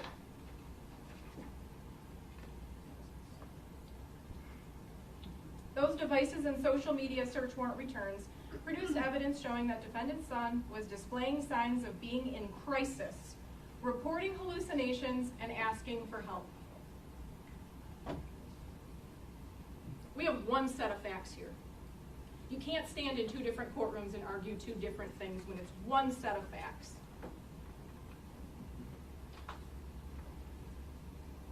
I want to close by discussing the law that the court must follow when making this decision. The prosecutors have continuously argued that because this crime was premeditated through writings in his journal, internet searches, and his recorded video, that life without parole is automatically proportionate. That the crime was so heinous that their burden is met. I don't agree, and I don't believe the law agrees. All cases where a juvenile is facing life without parole are premeditated homicides, the worst of the worst cases. The courts in both People v. Skinner and People v. Bennett held that the fact that a vile offense occurred is not enough by itself to warrant the imposition of a life without parole sentence. They presented nothing else but facts. The law requires that we start with the presumption that life without parole is a disproportionate sentence. The people bear the burden to rebut that presumption by clear and convincing evidence. They must prove that Ethan Crumbley is one of the rare, irreparably corrupt youths that cannot be rehabilitated. The court must look at the Miller factors to make that determination. In an unpublished opinion from just a few weeks ago, and I do have a copy for the court, People v. Peritas, the Michigan Court of Appeals upheld the finding in Taylor that Miller factors are mitigating and cannot be considered aggravating. Meaning, if a particular Miller factor does not mitigate against life without parole, at most, the factor has to be considered neutral. Our witnesses have touched on all of these factors, and we believe them all to be mitigating. Both sides spent an appreciable amount of time talking about mental illness, which in plain language is not stated in the Miller factors. The people asked Dr. King where he thought mental illness fits into the Miller factors. Well, People v. Bennett touches on that issue exactly. In that case, the defendant was also a youth who had a turbulent family history and untreated mental illness until he was incarcerated. The court held that treated mental illness is not a signal of irreparable corruption. Mental illness is universally recognized as a mitigating factor. The court held that the Eighth Amendment requires judges to view mental illness as a fact that mitigates an offender's culpability for committing a crime. Everything that has been presented here, whether it be in my exhibit binder or from the witnesses who came to testify, show that Ethan Crumbley suffered from untreated mental illness. The testimony of Ms. Gibson Marshall, the assistant principal, was very important. She said as she walked toward the student with a gun, she realized it was Ethan. She said, "No way. It can't be Ethan. Ethan wouldn't do this." Your Honor, the same Ethan that Ms. Gibson Marshall knew is the same Ethan I've gotten to know. The person that you see in that video is not the person who sits beside me in this courtroom. The reason he didn't shoot Ms. Gibson Marshall, she called his name. She acted like she cared. He finally had someone who was caring about him.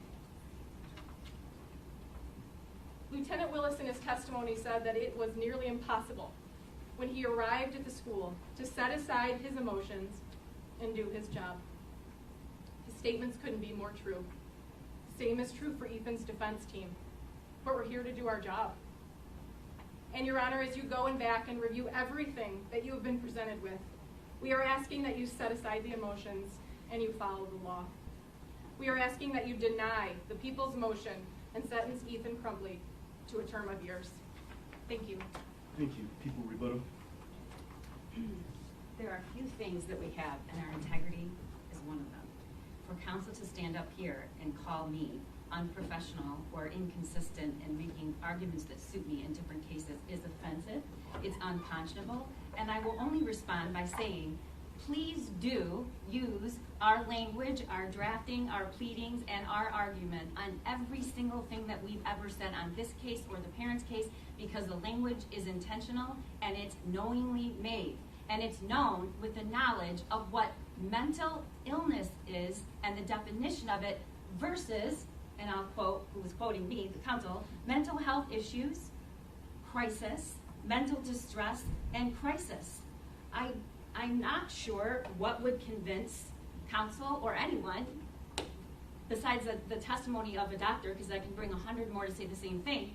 That is not the same thing as saying somebody has a mental illness that meets the statutory definition, which is what I am arguing, because that's the science, that's the data, and counsel knows it very well, which is why there's no insanity plea. So to stand here and say that I'm saying, and my team has said something inconsistent, is, first of all, ignorant and unprofessional. It is absolutely not true. And if the court needs more information, which would surprise me, but if the court needs more information between what mental illness means and the distinction between mental illness versus mental health issues, someone being in crisis, someone being in mental distress, someone being in crisis, by the way, could apply to all of us at one point in time in our lives. No one's going to argue that. That is what that's called. But the evidence and the data and the science do not show that he meets the statutory definition of mental illness, and that is what Dr. Anacor has testified to, because it's the truth. And this is not a legal insanity hearing. That plea was withdrawn. That defense was withdrawn. So, I agree. Mental distress, absolutely. Crisis, absolutely. Disturbing behavior, requests for help. Yes, I agree. We really don't disagree on very much, except I'm not lodging a false accusation and then trying to misstate the truth. Have not ever stated that he had a, quote, mental illness or that he did not. I don't know. I know and believe in the science. And I think counsel does too. That is why there was no insanity defense, because he doesn't meet the statutory definition of that, Your Honor. And I agree. All of this is mitigating. We really disagree on very little. What I am going to do is what I said I would do on the outset. I don't want to ignore any of that. You shouldn't ignore any of it. However, your job, pursuant to the case law, is to fashion an appropriate proportional sentence. And that, per the case law, is described as taking into consideration the Miller factors, every single one of them, and the offense and the offender. I, again, don't want to get too off track here, but the proper course to to litigate when you're in trial is you put on a rebuttal witness based on the testimony of expert and the defense's case in chief. That's proper, that's what you're supposed to do, and that's what we did. We don't have the ability to call an expert and talk about rehabilitation, and it would not be proper, because we don't have the ability for that expert to actually evaluate the defendant as to that. So we did what is proper in these hearings, which is to respond to the testimony presented by the defense case in chief and what we felt needed to be cleared up, because some of it was just not credible. So let's talk about that. They called 4 experts, and I agree with nearly every word 3 of them said. I know that the juvenile brain is different, and I acknowledge it. I know that people who commit terrible crimes that at 15 change over time, their brains do. And so why are we here, knowing all of that? Why did we make the decision, why did I make the decision to seek a life without parole sentence? I struggled with that for a long time. To be clear, I did not make a final decision about that position in the 21 days that the law allows us, where we have to give notice after a guilty plea. We did file notice and waited for a defense mitigation expert because we don't have a right to get our own. Waited for a defense mitigation expert to tell us something about this crime we might not know, to tell us something about this defendant we might not know. And I didn't just wait for it, we actually tried to make it happen, because the first report that was given to me lacked serious mitigating factors that you should consider for the defendant. Didn't even include it. Did not have anything about the argument with his parents the night before. Did not have anything about what that thought process was and what was happening. Your Honor, there's a lot of people who would stand here and would never do that. And I have a problem with it, which is why I'm the prosecutor. But I believe in fairness and justice, and I believe that we should take very seriously a juvenile if we're asking for a life without parole sentence, and that the court must consider in circumstances like that. And it wasn't in their expert's report, and it was lacking. And there were also items in the report that weren't even true. So as an officer of the court, and also just being a person who morally feels that we have standards to live up to, I asked for him to include it, and he did.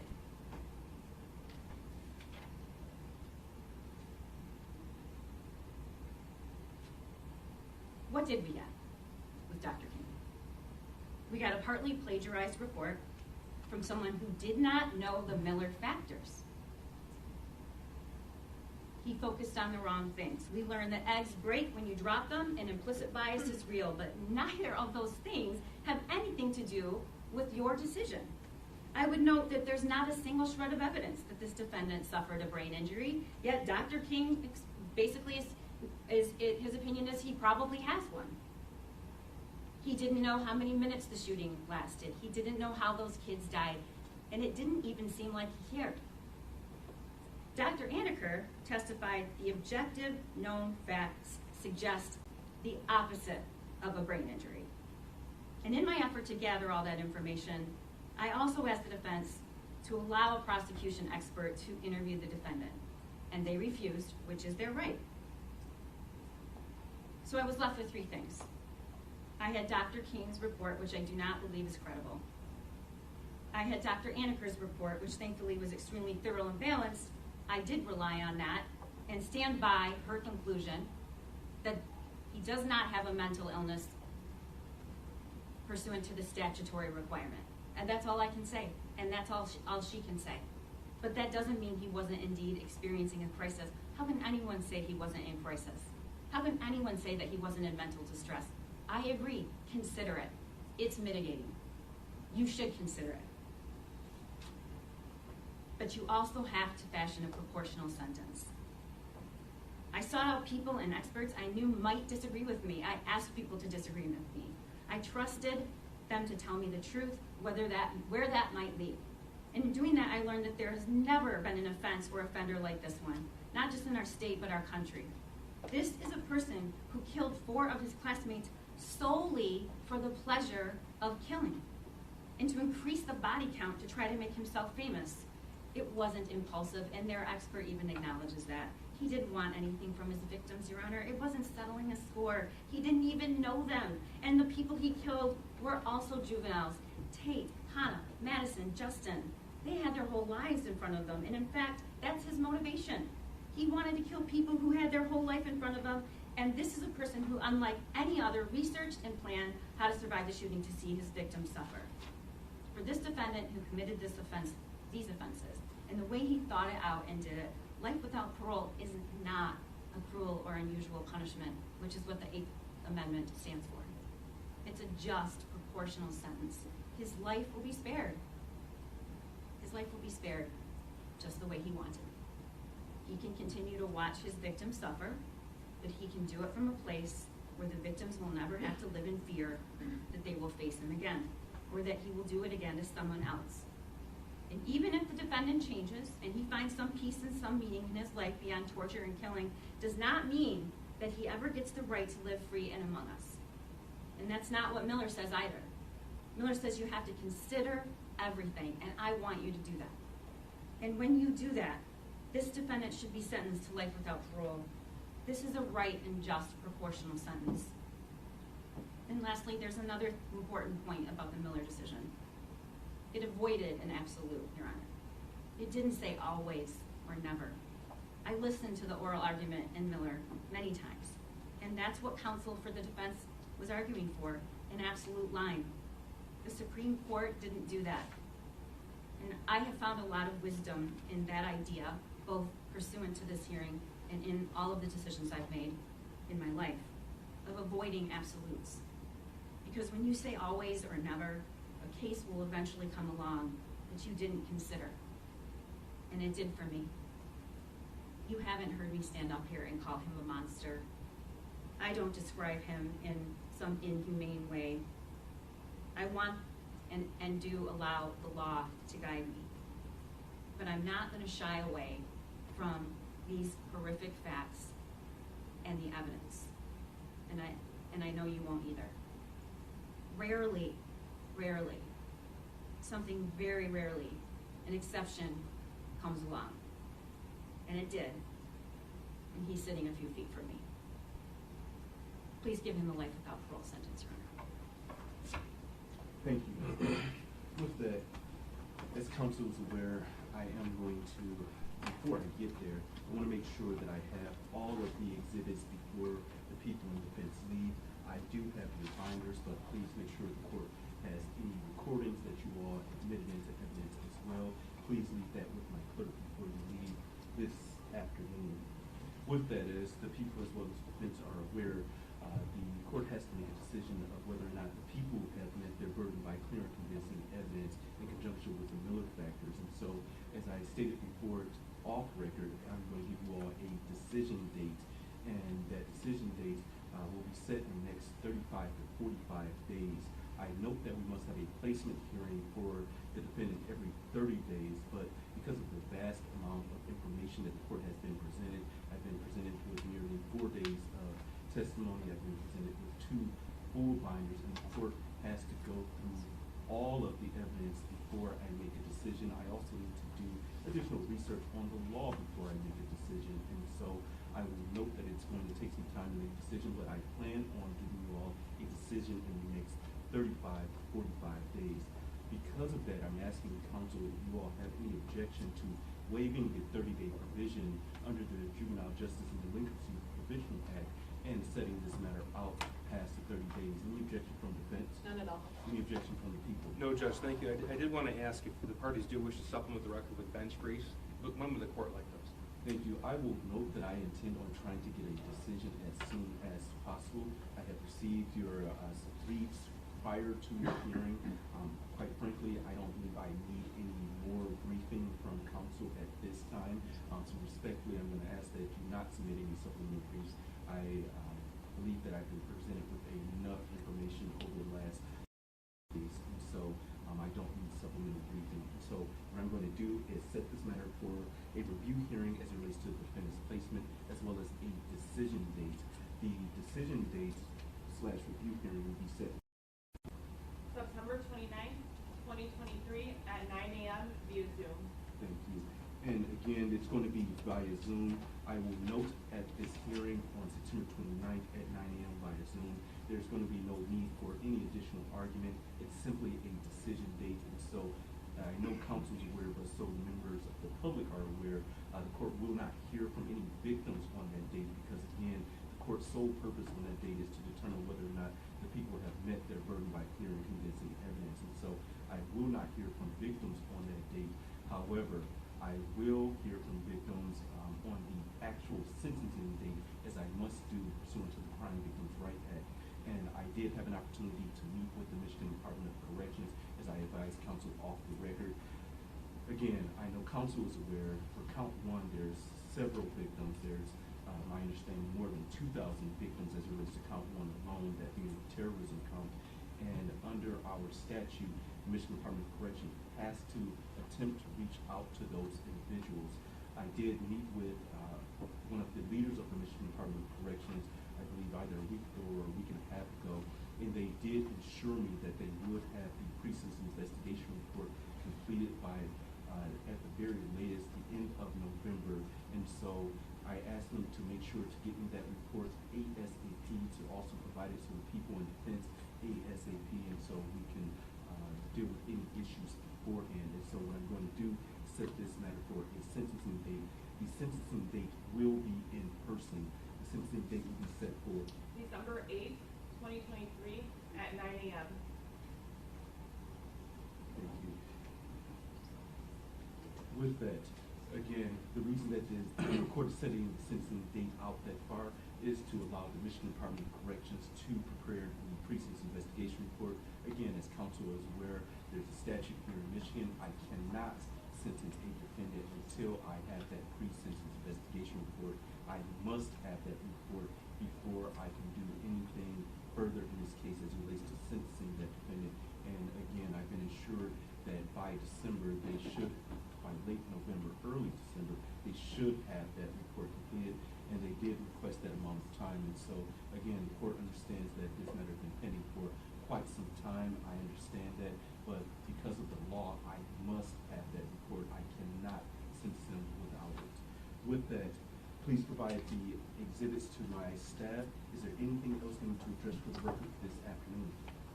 No, Your Honor. No, thank you. Thank you. With that, deputies, you may take the defendant. To those in the courtroom, please be seated until the defendant has exited the courtroom.